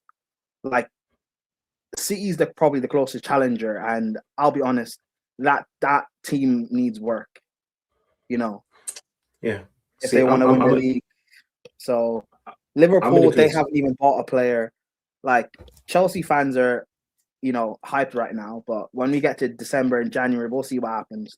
I don't think United are winning the league, and Tottenham are Tottenham. So you guys should be fine. I'm not afraid of United or Tottenham. We should retain it based on the basis that we've got the most complete squad, but it's also a factor of Arsenal now is it's hanging on by a thread. Yeah, but do you not think you can get over in previous seasons, before last season? The thing with Arsenal was you guys don't have the mentality to get over the line in terms of the manager and the my thing is we're not moving like a club that wants to retain the title. But I mean, okay, give me 1 second. Give me 1 second. Yeah, for one, the window's not closed, and two, you got to remember, every team that was mentioned are in a rebuild with a new manager. We're the only team in this league that has won something with this manager and knows what the manager wants and expects from majority of the team. You have settled that plays players, a massive factor. Massive factor. You said you're not trying. You said you're not trying to retain it, but yet you guys you wanted to sign Rodgers, but you just weren't willing to pay more than what you thought he was worth. Which I agree. I don't Don C knows my thoughts on Rodgers. I don't think he's this amazing, world class talent people think that he is. I think he's a good player, or even a very good player, but I don't think he's worth over 100. However, that's the market, and you know, if you can find better elsewhere, which I agree you can, especially on the left wing when Rodgers is not a left winger, you guys could have bought him. And who's to say he doesn't have the same season Eze had last year? When you had Eze playing on the left wing for the first few months, that didn't work. Yeah, you played him in midfield, that didn't work. The thing is with players like Rodgers and Eze, they're a bit of like a maverick player where you need to kind of give them, do you know what? Because I've got Rice behind you or whoever behind you, you go and do what you need to do and not worry so much about hugging the touchline or defending. I agree with you, but they're not. Those guys aren't wingers. But so they're not wingers. I get they're not wingers, and obviously, that's why. But the only thing with Rodgers is the argument I could put up with that is when you look at where Rodgers has played collectively, he's played more on the wing than anything. But he starts on the wing, but he comes inside. And you guys don't play with overlapping fullbacks. So how is he going to get the overlap to be able to drift in? I think going I to get you it. guys, He wouldn't have worked. He would've- wouldn't have worked at Arsenal. I flopped. get it. Yeah, he So would have flopped. in a way, I'm So that's happy with why him getting, especially good for the not- amount of money it would have took. You know, one second, Prime. Hold on for. All right, Sarkazin City, thank you. Big up Sarkazin City for the raid. Fata, you're a piece of shit. We all know you're a piece of shit. This is what I'm saying. Alonso's Cartel, big up you as well. You're a fucking piece of shit. Yo, sorry, Prime, go on. Alonso's Cartel.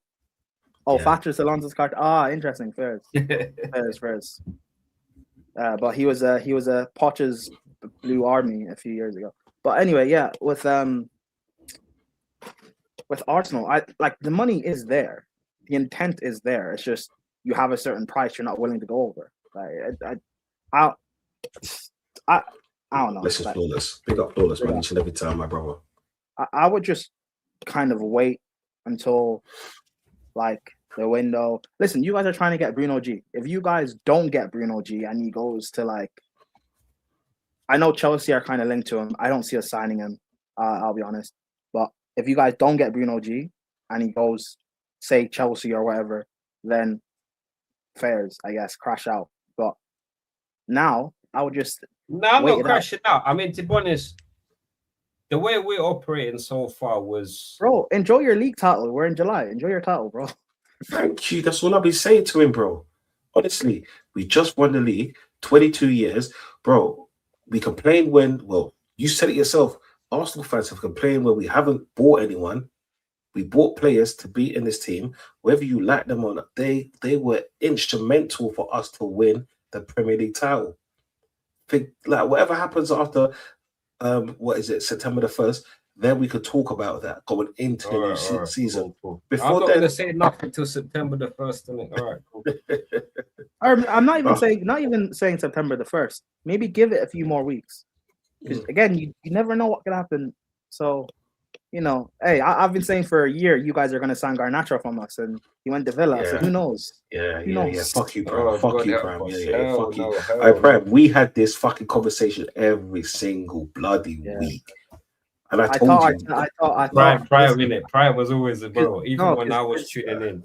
Yeah, you no, guys 'cause will you sign guys- Garnacho though. You no, sign because Garnacho in You it guys, to replace you guys always sign a Martinelli or Chelsea. Trossard. Arteta always signs a Chelsea player, so I figured you guys would sign. But hey, I was right about you guys selling a winger. Trossard's gone. Apparently, Martinelli's linked with a move away. You guys need another winger. I hope so. So you know, Happy days. hey, Tottenham want Pedro Neto. So who knows? All right, you know, Zinchenko's there as well. If they get Zinchenko, oh my days, the hate will be beautiful. It'll be beautiful, bro. Can you imagine that? Zinchenko going to Tottenham. Oh, one more reason to hate friggin' Spurs. And I don't need a reason. You know what I'm saying? Yeah. But no, man. But we move hey, Ozzy, cheer up, man. Just remember, a few weeks ago, me and you linked up at that parade. We got but bro, blood. But bro, again, I want to win it again. Yeah, but we got for me, because for me, I'm happy we won it. But when I look at it as a collective, it's not enough. I know, but we're still leading the pack. But sometimes it doesn't. When you say it's not enough, I mean, I want to see how I want Arsenal to move how the Man Uniteds and the Chelseas and you want to move how you want to move how Chelsea move. You want to sign Garnacho? No. I'm talking about in your best era where you was winning trophy after trophy. I want to see Arsenal. Those days are done. FFP won't allow that. We've won the league, and we want to become a dynasty. So we're gonna go and buy. Bro, just go with. I wouldn't be so. But Arsenal have never done that. Arsenal have never done that. But that's what I'm angry about because, bro, it's the first time we've spent all this money. We spent all this money just to get one Premier League. No, but Ozzy, and then for us to kick on, we're not moving with the intent to kick on. No, Ozzy. Okay, I don't know enough. We could have gone and got Tonali, and you're trying to tell me Tonali wouldn't have been the perfect replacement for Rice to get rest and be rotated. You know what I'm saying? Yeah, but why couldn't we have done that? 100 million. Why can't we, for example, go to Real Madrid and be like, you know what? Here's 100. Here's 150 for Vinny. and then if he chooses not to come, then at least we've moved within 10. We're Alright, going not within Arsenal 10 style. of Because you're Wait, the not first being player we realistic. fucking signed hold on, was a Ozzy, reject from Ozzy, question. Leeds. Ozzy, question. I don't know as much about Arsenal history as you do, but have you guys ever done that? Even when you guys were great? No, have you we ever done haven't, but that's what I want, bro. That's why No, I'm but angry. even when you did dominate, you never did that. Facts. You guys have never done that. But bro, to be honest, You know what you guys have done that made you guys What? great? Signing What? players unknown like a Vieira or a Raya and winning the league. You just go back Lundberg. to your roots. You go back to your roots.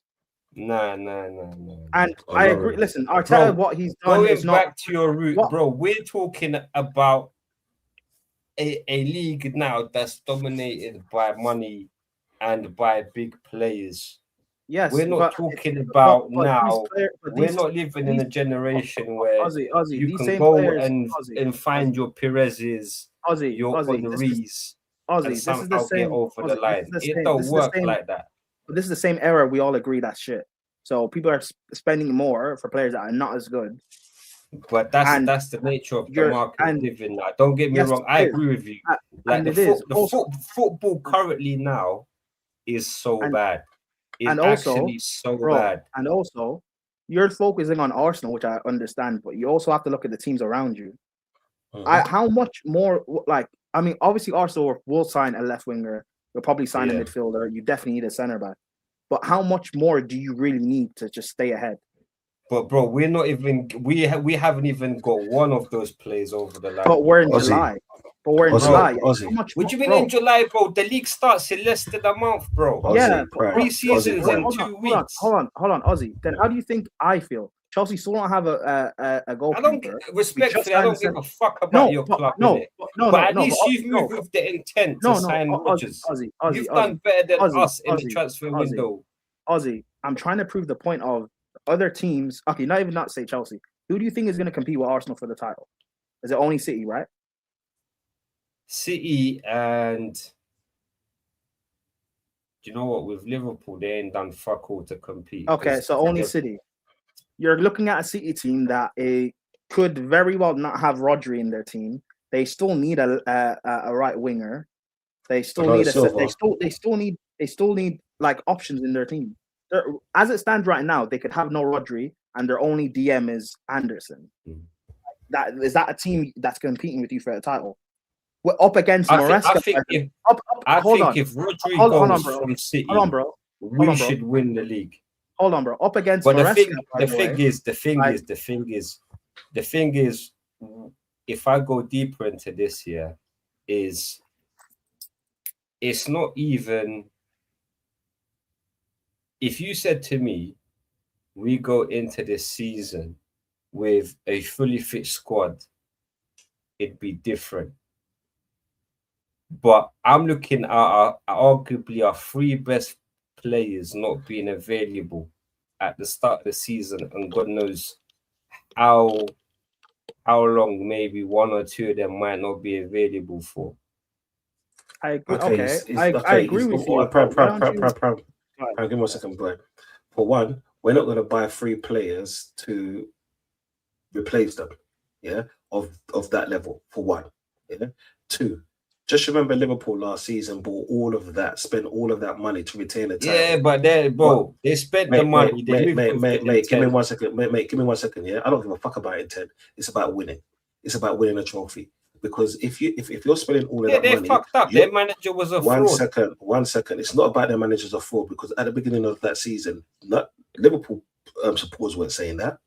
Yeah, like if there wasn't, but bro, mate, give me 1 second. Ozzy, give me 1 second. Yeah, Liverpool supporters, yeah, would have been just like Arsenal supporters this season if we got everything that, let's say, that you were saying. If we got the Vinny, if we got the who is it, the Rodgers, and let's say a Stones or whatever, yeah, and say, yeah, we got the best squad now, we bought all of this money, yeah, and we flopped. What do you think they'd be saying? What do you think Arsenal players would be saying? Because now they'll turn the narrative to be like the intent. The thing about football is there's one winner, everyone else is losers. If you spend money and lose, yeah, you're banter. You know what I'm saying? That's what it is.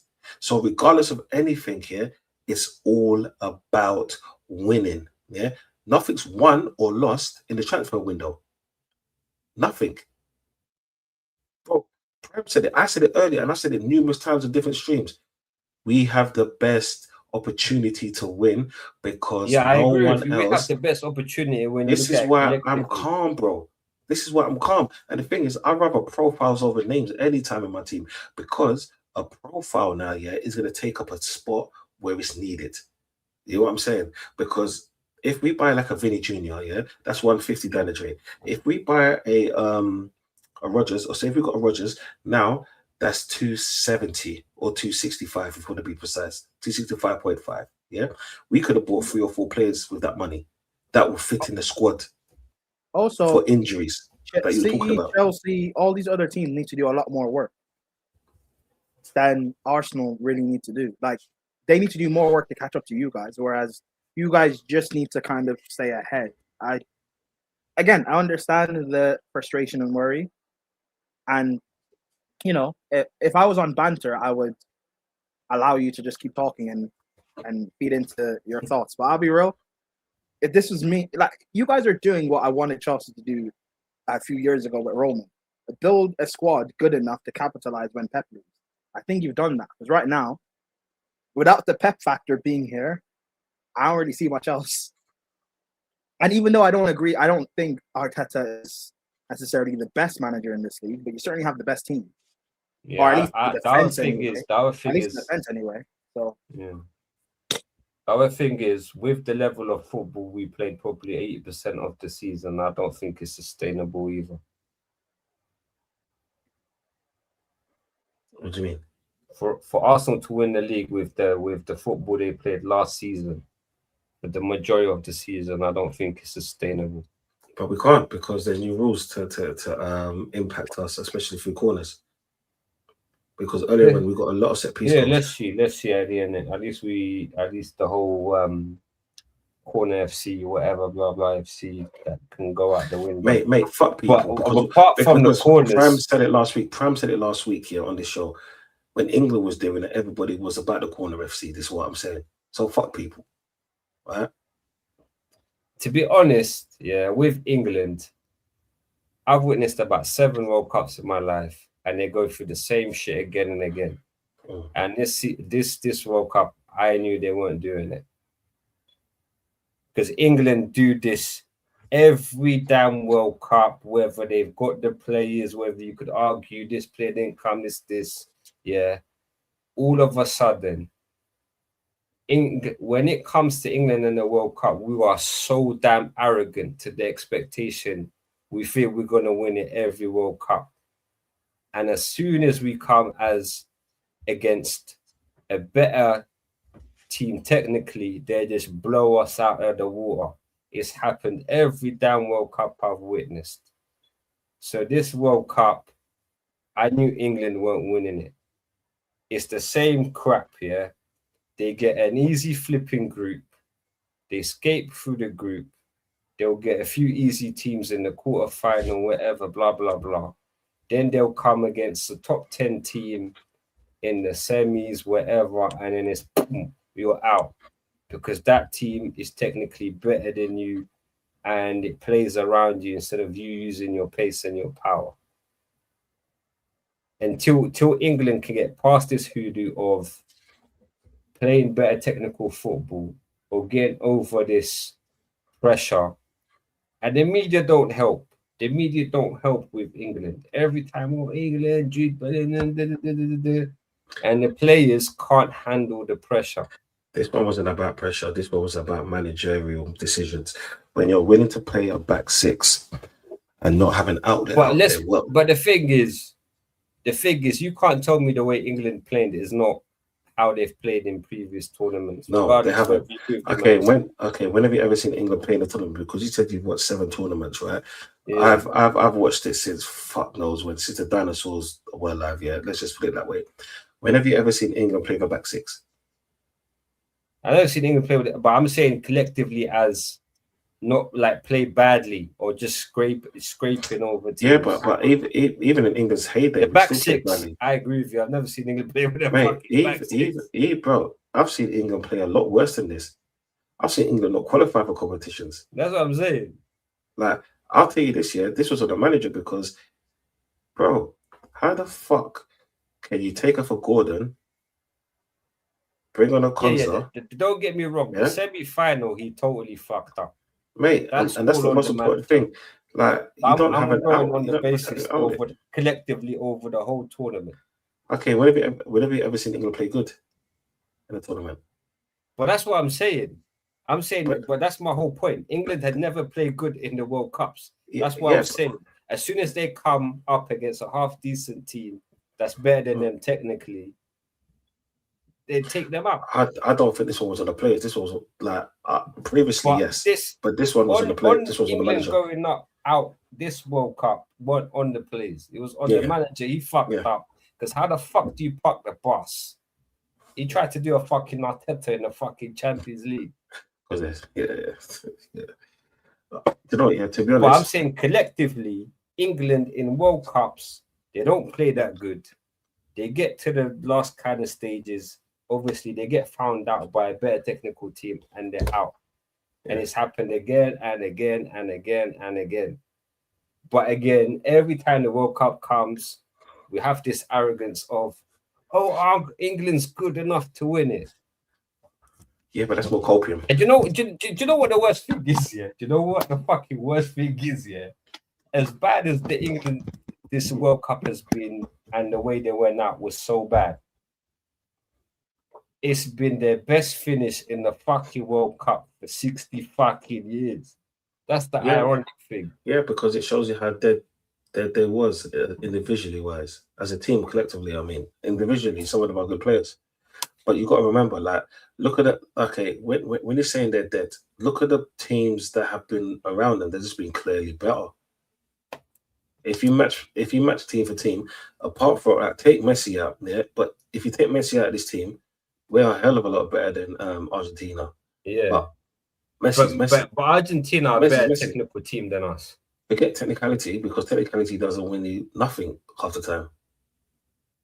Because or a lot of the times, it plays a big part. But let's say but what I'm trying to say is, the thing is with Argentina, we're good enough to beat them, especially with the team that they have. But that defeat is solely on the manager. It's not on the players. I agree. But I'm saying in general, when England come against a better footballing side, okay, let me remove the technical thing. A better footballing side that can play football, that don't use the pace and power, trumps them every single time. Okay, tell me a manager that's been good at England. None of them. And that's half the job. But the thing is, with no disrespect, England doesn't produce good managers. There's never been a good, successful English manager. No, because England doesn't produce enough managers. That's the difference. Because to take your manager license, you're paying 14 grand. If you go to Spain, it's 1 grand. So that's why. There you go. That's part of where the issue lies. Yeah, because like. But then that's obviously the FA and all of that got to look into that. Yeah. So there's a lot of reasons. I mean, who's the best English manager that we know? Probably Eddie Howe. There you go. And he's not even off the levels, bro. He's achieved 1 Carabao Cup. How long has he been around for? About 10 years now. That's what I'm saying. Yeah. So the thing is, if I was the English FA, I need to look at it as a system like, why don't we produce good enough managers? And why is the reason for that? No, we all know the reason for that, because like they're just not good enough, unfortunately. And that's the reality of it. England managers haven't been good, and the good ones have always been looked over. Because the best chance that we've had to win it was against the Euros against Italy. Yeah. That's the best chance we had to win it. But then Southgate bottled it as usual. Yeah, and obviously there's decisions that went against us, but then that's the facts of the matter. This year we could have been to the final, but Tuchel done it. So there's always factors, and every tournament we're never the favourites to win it. English fans make us the favourites to win it because I get it, they're back in the nation, just like I'll back Arsenal most times, if I believe. You know what I'm saying? Yeah, I get it, but the thing is with England, people need to realize, stop coming in with the arrogance that you expect it to win just because collectively, when we look at England individuals, they're good as individuals in their teams, but as when they come to a team together, they're not. Okay. The reason why they expect to win it, and well, in my opinion, is because a lot of English players, especially not a lot of English fans now, yeah, they believe that this is the best league in the world because the way that they generate so much money and all the rest of it. Yeah, big up Jack Swagger, man. Big up everyone in the chat. Make sure you like and subscribe, please, and sharing if you feel like that. With England, we generate so much money throughout the Premier League. Yeah, we technically, people say we are the best league in the world, not realizing we're just the most competitive league in the world. So yes, they do have that arrogance, just like the media. You know what I'm saying? So to be honest, they should be expecting to win the league. I mean, the World Cup or the Euros. But then reality kicks in. Then you see a France, then you see a Spain, then you come up against a steroid-infested Argentina. This is what I'm saying. That's the reality of it. Yeah, but my thing is, but we shouldn't be going in with the expectation that England could win it. No, we don't, yeah, but then the general consensus always will. Because everything I said about the league, but the league and so forth. That's what I'm saying. It shouldn't be the case anymore. Starboy Saka, which they still call him Starboy, amazes me. And I'm an Arsenal fan, it amazes me. No, he's Bellingham, yeah. Bellingham is decent. Bellingham, Bellingham has kind of won me over in this league, yeah. When you're playing an Anderson and a Rice for the same position, baffled me. You know what I'm saying? When you're not playing Saka or an outlet in a game, baffles me. They're the reasons. It's just like, do you remember what was it, 02? When they tried to shoehorn Lampard, Gerrard, and Scholes in the same team. That's what I'm saying, the golden era thing. Bro, and they're just about scrape past the flipping group stage. Yeah, people, run up them likes, man. Run up them likes, people, man. Make sure you subscribe as well. It's free. Hit that bell. That's what I'm saying. Like, it's free out here, people. It costs you nothing. Yeah. But it's one of those things. It's just one of those things, man. Like England, they always have that hope of winning, but then that's what it is hope. Yeah. It's like most football fans. It's like when the league starts, yeah, we hear people. It's like Arsenal all these years till we actually done it. Yeah. But then we did it, innit? Like, and that's the main thing. We did it. England fans, yeah, cool. They're still riling off the 1966 to the ones that's been alive. For the rest of us, it's just a song. You know what I'm saying? It's just a song. Like, I wanted England to win for the simple fact that I needed a bank holiday in my life, another one. You know what I'm saying? And it brings the nation together for once because you know how divided we are. No, it would be nice. It would be nice to get over this fucking hoodoo that we've had so many years before even we were flipping bored. Because I'm tired of it. England 66, this, that. I'm just like, it's got to the point where I'm sorry, but I just don't have no hopes for England. I don't get excited anymore when it comes to England. Maybe I can get excited maybe if they get to the final, but collectively, every Euro or World Cup now, I'm just like, are England gonna win? Probably not. All right, give us a second. You can put that negative, but I'm going based on history and I'm going based on what I've said before. It's cool. I get it. We're just a mediocre team. It would be nice. Yeah, if they could actually get a manager that can actually play flipping good football with the players he has and do it. Because if we look at the squads that we've had previously, they should be able to get over the line. But arguably the last tournaments, you could say, it's been on the managers, not when we've bailed out and then when it's been on the managers, not the players. No. I will miss But penalties. Let's not thing sugarcoat it. I is- will miss penalties. The thing is, the teams that have played in these tournaments are much better than the football they bloody produce. Apart from Italy in that final. Yeah. Yeah, let me get to this. That- Let me get to this one. Yeah, let me get to this one quickly. That time, kid. Yeah, we was talking about Rodgers. Is what I'm saying. I understand. We all know what he is. We was talking about Rodgers. Just go back like half an hour, 45 minutes ago, and we are not broke. You know what I'm saying? None of us are ever broke. None of our teams are broke. You know what I'm saying? Some people just like to overpay for other people's things. You know what I'm saying? Like, so go on, bro. And yeah, we'll be closing that in the next 5 to 10 minutes, people. So if you want questions, get them in quickly. What'd you say, bro? No, I was just saying, what was I even saying now, bro? I lost my train of thought. Yeah, I was just saying, like, with the players that we've gone into these tournaments, like English should be playing much better football than what they've produced. But again, most of it has been on the managers playing this flipping handbrake football that we've witnessed, and it's not good enough. It's not gonna get you over the line. You got us over the line, Just about. mate. Just about is good enough for me. Donsi, you're not gonna like this, yeah. Go on. But respectfully, when I reflect back on the league last season, we was just the best out of a bad bunch. No, I said the same thing, bro. But I don't care. Yeah, if you ask me now, I don't care. But if I'm putting my logical head on, then it wasn't like we won it on a good merit, because City was like, we was 9 points ahead. We bottled that in 11 days, and then even City was like, "Oh, do you want it? Do you want it? Oh, do you know what? We'll give it to you." Okay, Ozzy, if I said this to you, if City would have won all the remaining games, the last 6 games, they would have been champions. Do you know that? Do you know that? Yeah, true. But they didn't. So they're the ones who bought Yeah, the thank league. God they didn't. Liverpool bought the league because they spent so much money. We didn't buy the league.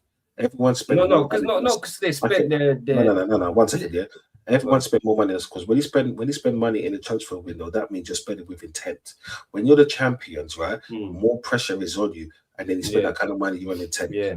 Man City bought players in January to win this title, to get them over the line, because that's what it is. It's a top-up month. Yeah.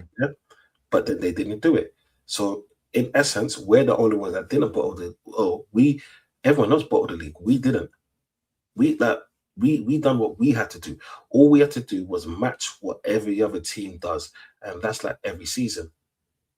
When you get into that lead, just match what they did. And we did that until they slipped up. And it's so ironic. The player that they bought to get them over the line was the player to hand us the Premier League.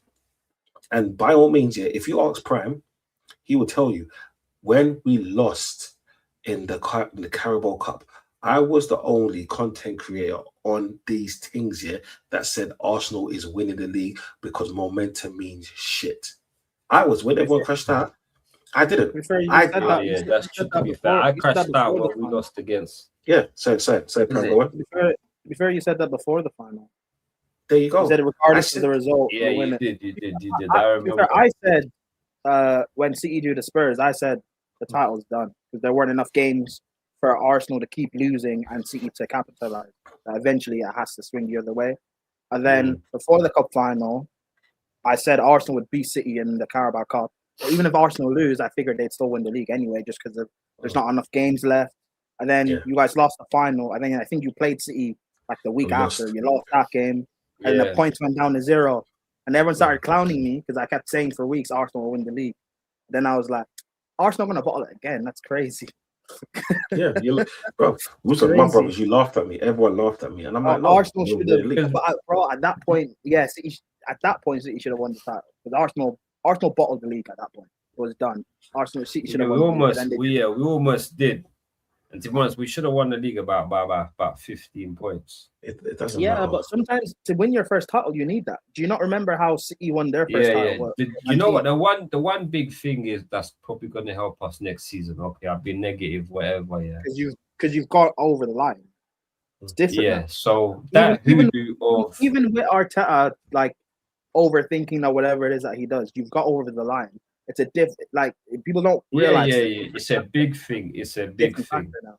and that goes So- a long way to Yeah. try and So in retain certain it. games The next whole- season, bro, certain games next season, collectively- you guys will win certain games next season that you probably shouldn't, just because it's a different mentality. I now. hope It's so. I hope so. My fit is just I'm looking at three of our most important players probably not being available for large periods of this season. That's my worry. Yeah. And the left side, Do you not also think that maybe that's a good thing?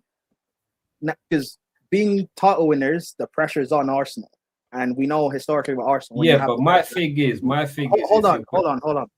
Go on. Historically with Arsenal, when you have pressure, you crumble. Now, with all these, no Saliba, maybe no Rice, maybe no Saka. Now, hey, maybe there's no pressure now. Maybe pressure's on Chelsea, the money we've spent, or the pressure's on City or whatever. No, I don't. or- I don't think so. I don't think so because. But we you're know hearing- narratives. But we know narratives play a big part in football. Yeah. You know, narratives play a big part. Maybe Yeah. not having pressure could help you. No, So then you got for me. There is the if anything there is pressure because the narrative has been before the window even started. Or Arsenal's the most complete squad. Arsenal's got the only manager that's won it. All the other teams are getting new managers. So the expectation for the majority is Arsenal should go and retain it, and if they don't, it's a failure. So the pressure is there for me. No, I didn't say personally. there's no pressure, but there's different types of pressure for other teams. So, Wow, like the expectation, realistically, the expectation for the other teams is not for them to go and win it. No, Like, but even for City, no, even that's for not City true. now. That's not true. That's not true. There is expectation for City. There's expectation to win it. Listen, Chelsea fans might get gas enough to say we're competing for the league. United, just Not because with they're that United, defense, just because they're United fans, they're gonna say they're going for the league. Because the factor of not having Pep here makes a big difference. A lot of people will say they don't rate Arsenal like that, so people might say they're in a race for it. You know, they like you're just focusing on your pressure, but there's other factors elsewhere you're not looking at all. Like Chelsea spending all that And money. also, All of this, I said this to Don C before Pep left, that realistically you won't retain this title because how many teams in the Prem have actually retained it? Now that Pep's gone, I think it's different, and I think you guys will retain it. I expect you to. However, there's still the factor of most Premier League teams don't retain it. We've seen great Premier League sides not retain the title. The Invincibles didn't. Yeah. We've seen great United teams not retain the title. We've seen great Chelsea teams not Liverpool. retain the title. Liverpool, it happens. So even if you guys compete and don't retain the league, fine. Obviously, you will be disappointed. I'm not saying you shouldn't be, but like sometimes that does happen. You could win it, not win it next year, then win it maybe the following year. That does happen. Yeah, next season for me, not winning the league would be a failure. To be honest, not winning the league this season is a failure for me. The season coming up, if we don't win the league, it's a failure. Yeah, that's what I'm talking about. Yeah, this next season, yeah. But then we the moment we get into it, we can kind of see where we're at. By December, we can have a conversation or a Donversation, simply because we know what the league will kind of filter out itself. Or you can do what Liverpool fans did and say, "Oh, because Van Dijk was injured, that's why Klopp couldn't retain the league." No, but Van Dijk's finished. Van Dijk's finished. Do what Liverpool fans do. Blame a couple of injuries and say why you can't retain it. That's what Liverpool fans do. And who did I blame? Prem? Words. Now, my thing with Liverpool was the Florian needs to have a good season, man. Huh? He needs to have a good season. Who? Squirts. No, thank you. I need to keep my agenda ready for 2 seasons. Come on. No. My thing with Liverpool, like the reason why they potentially didn't retain it was because the manager goes from a team. How do you go from a team that won you the league playing a certain type of football, and then within a season you rip the whole damn script up and say we're playing this football? That was my issue with Liverpool. You going from arguably the best right wing in the league, who he's at his best when he flusher is playing counter attacking, and then you ask the guy to flip and defend. You go from Liverpool not playing with a number 10 for God knows how long, and all of a sudden you go, okay, this season, guys, we're going to play with a number 10. And then Konate was a donkey. Van Dijk, you know what? He's been one of like the best centre backs in the league, but last season was just him, like, you know, that last bit of juice you could squeeze out of him. Pause was just, yeah, he was just, you could see it going. And then Alisson getting injured like repetitively is a big miss, because that, what's that keeper's name? I can't pronounce his bloody name. He's gone. Mash the whatever, blah blah blah. Yeah, yeah, is just not good enough. But my thing was, if Liverpool played the football that we've been used to them playing, which is counter-attacking, they could have possibly challenged. But they didn't. But they didn't, and we won, and I'm happy. Yeah. And that's the thing, like Ozzy, because like, and the thing is, yeah, I get your mind frame, but when you win something after so many years, I think what Prime was saying. But I'm still deprived. No, I'm still deprived. Mate, we all are, yeah. But then sometimes you got to look at the small wins, and the small win was a massive victory for us, because the one thing that we couldn't do was get over the line. So now the pressure of us getting over the line is over. We're always going to have new pressures. Now, say we retain the title. Guess what the next pressure is? We haven't won a Champions League. So what do you think our next step's going to be? Yeah. Then once we win the Champions League, then people are going to say, well, you haven't won the Premier League and the Champions League. And if we can do that, do you know what the next thing is? You haven't won a I know. You could. Then you know what the next thing is? You haven't won a triple double. Then you haven't won the double triple. Then you haven't won the quadruple. Do you know what? The goalpost is always going to be moving. Yeah. But the big thing is, at least you've, like, the big pressure is just winning ultimately. You've done that. Yeah.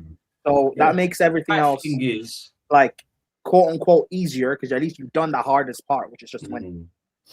Done the hardest my part. thing is now, if you was to ask me, now that I've actually been old enough to fully, I know for as long as I live in my life, Arsenal win the league, and I was there and I witnessed it and I saw it, it will be always retained in my memory.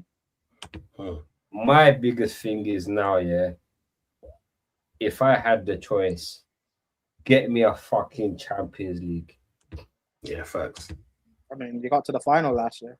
Like last season, people would say it might be outrageous to the extent it's outrageous. But if I had a choice, I would have still took the Champions League over winning the Prem. Yep. You know what? I hear it. You're not actually. I hear it, bro. For as long as Arsenal I don't even think you're 2 finals. That's, bro. You're not. I don't think you're wrong. For me, that's a disgraceful thing. I'll be real. You're not wrong in saying that. I hear it. Winning the Champions League it hits so different. Yeah, so bro. I've never got to experience that in my lifetime, and even in my lifetime, is an embarrassment. Do you know what? Yeah, to be honest, and for me, that is the one big hoodoo that Arsenal has as being a big club when it comes to arguing, even with Chelsea, because Chelsea. The thing is now is that I don't even want to come to the argument of whether we're bigger this way and you're bigger that way. I want it to be we're bigger collectively, domestically, and in Europe.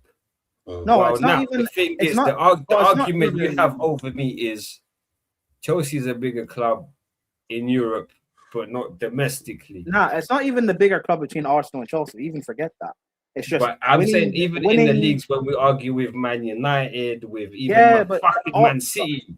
No, but all that is just Man banter. City, that was nobody No, but 20 yeah, years but ago. bro, yeah, but all that is banter. That doesn't mean anything. I mean, in terms of the actual like footballing world and how you're viewed, like winning the Champions League puts you in a different light. It really does. Yeah. Creme de la creme. I think Arsenal are the only like big club that's not won it. Like it really does put you in a different. Look at how City are viewed since they won that Champions League. Look at how PSG have been viewed because they have the Champions League, and now they have two back to back. Like it puts you in a different light. Honestly, it does. It does. Yeah. But people, I know you don't want to go on, but you're not going to answer the Tottenham question about them winning the league. Not going to answer that question. Tottenham. I ain't got time for Tottenham, man. Fuck Tottenham, man. We ain't got time for that shit, man. We can revisit that next Friday night, man. Plus, I need to change my name, yeah. So Tuesday I need to change it this week. I have to keep it until next week, yeah. People, unfortunately. My name is Don C. This is Donversation TV. Make sure you like and subscribe. Ozzy, have you got any last few words? Be positive. Bro, I'm just tired. I can't lie. I want to go to bed, bro. Yeah, hopefully we'll retain the league like next season, inshallah. We should do, but let's see, innit? Let's see by the 1st of September what we do, and then let's see how the league plays out. But don't worry, we'll have done big commentary by then. So on to the next sausage house. All right, Fran, have you got anything? Apparently Chelsea are winning the league with Sanchez in goal, mate. That's what people are telling me. Yeah. Sanchez is good enough. I'm being told. Proper Chelsea saying that. Prime, quick question. Yeah. What's your expectation for this season? Finish third and get to a domestic final. Okay. Prime, any last words?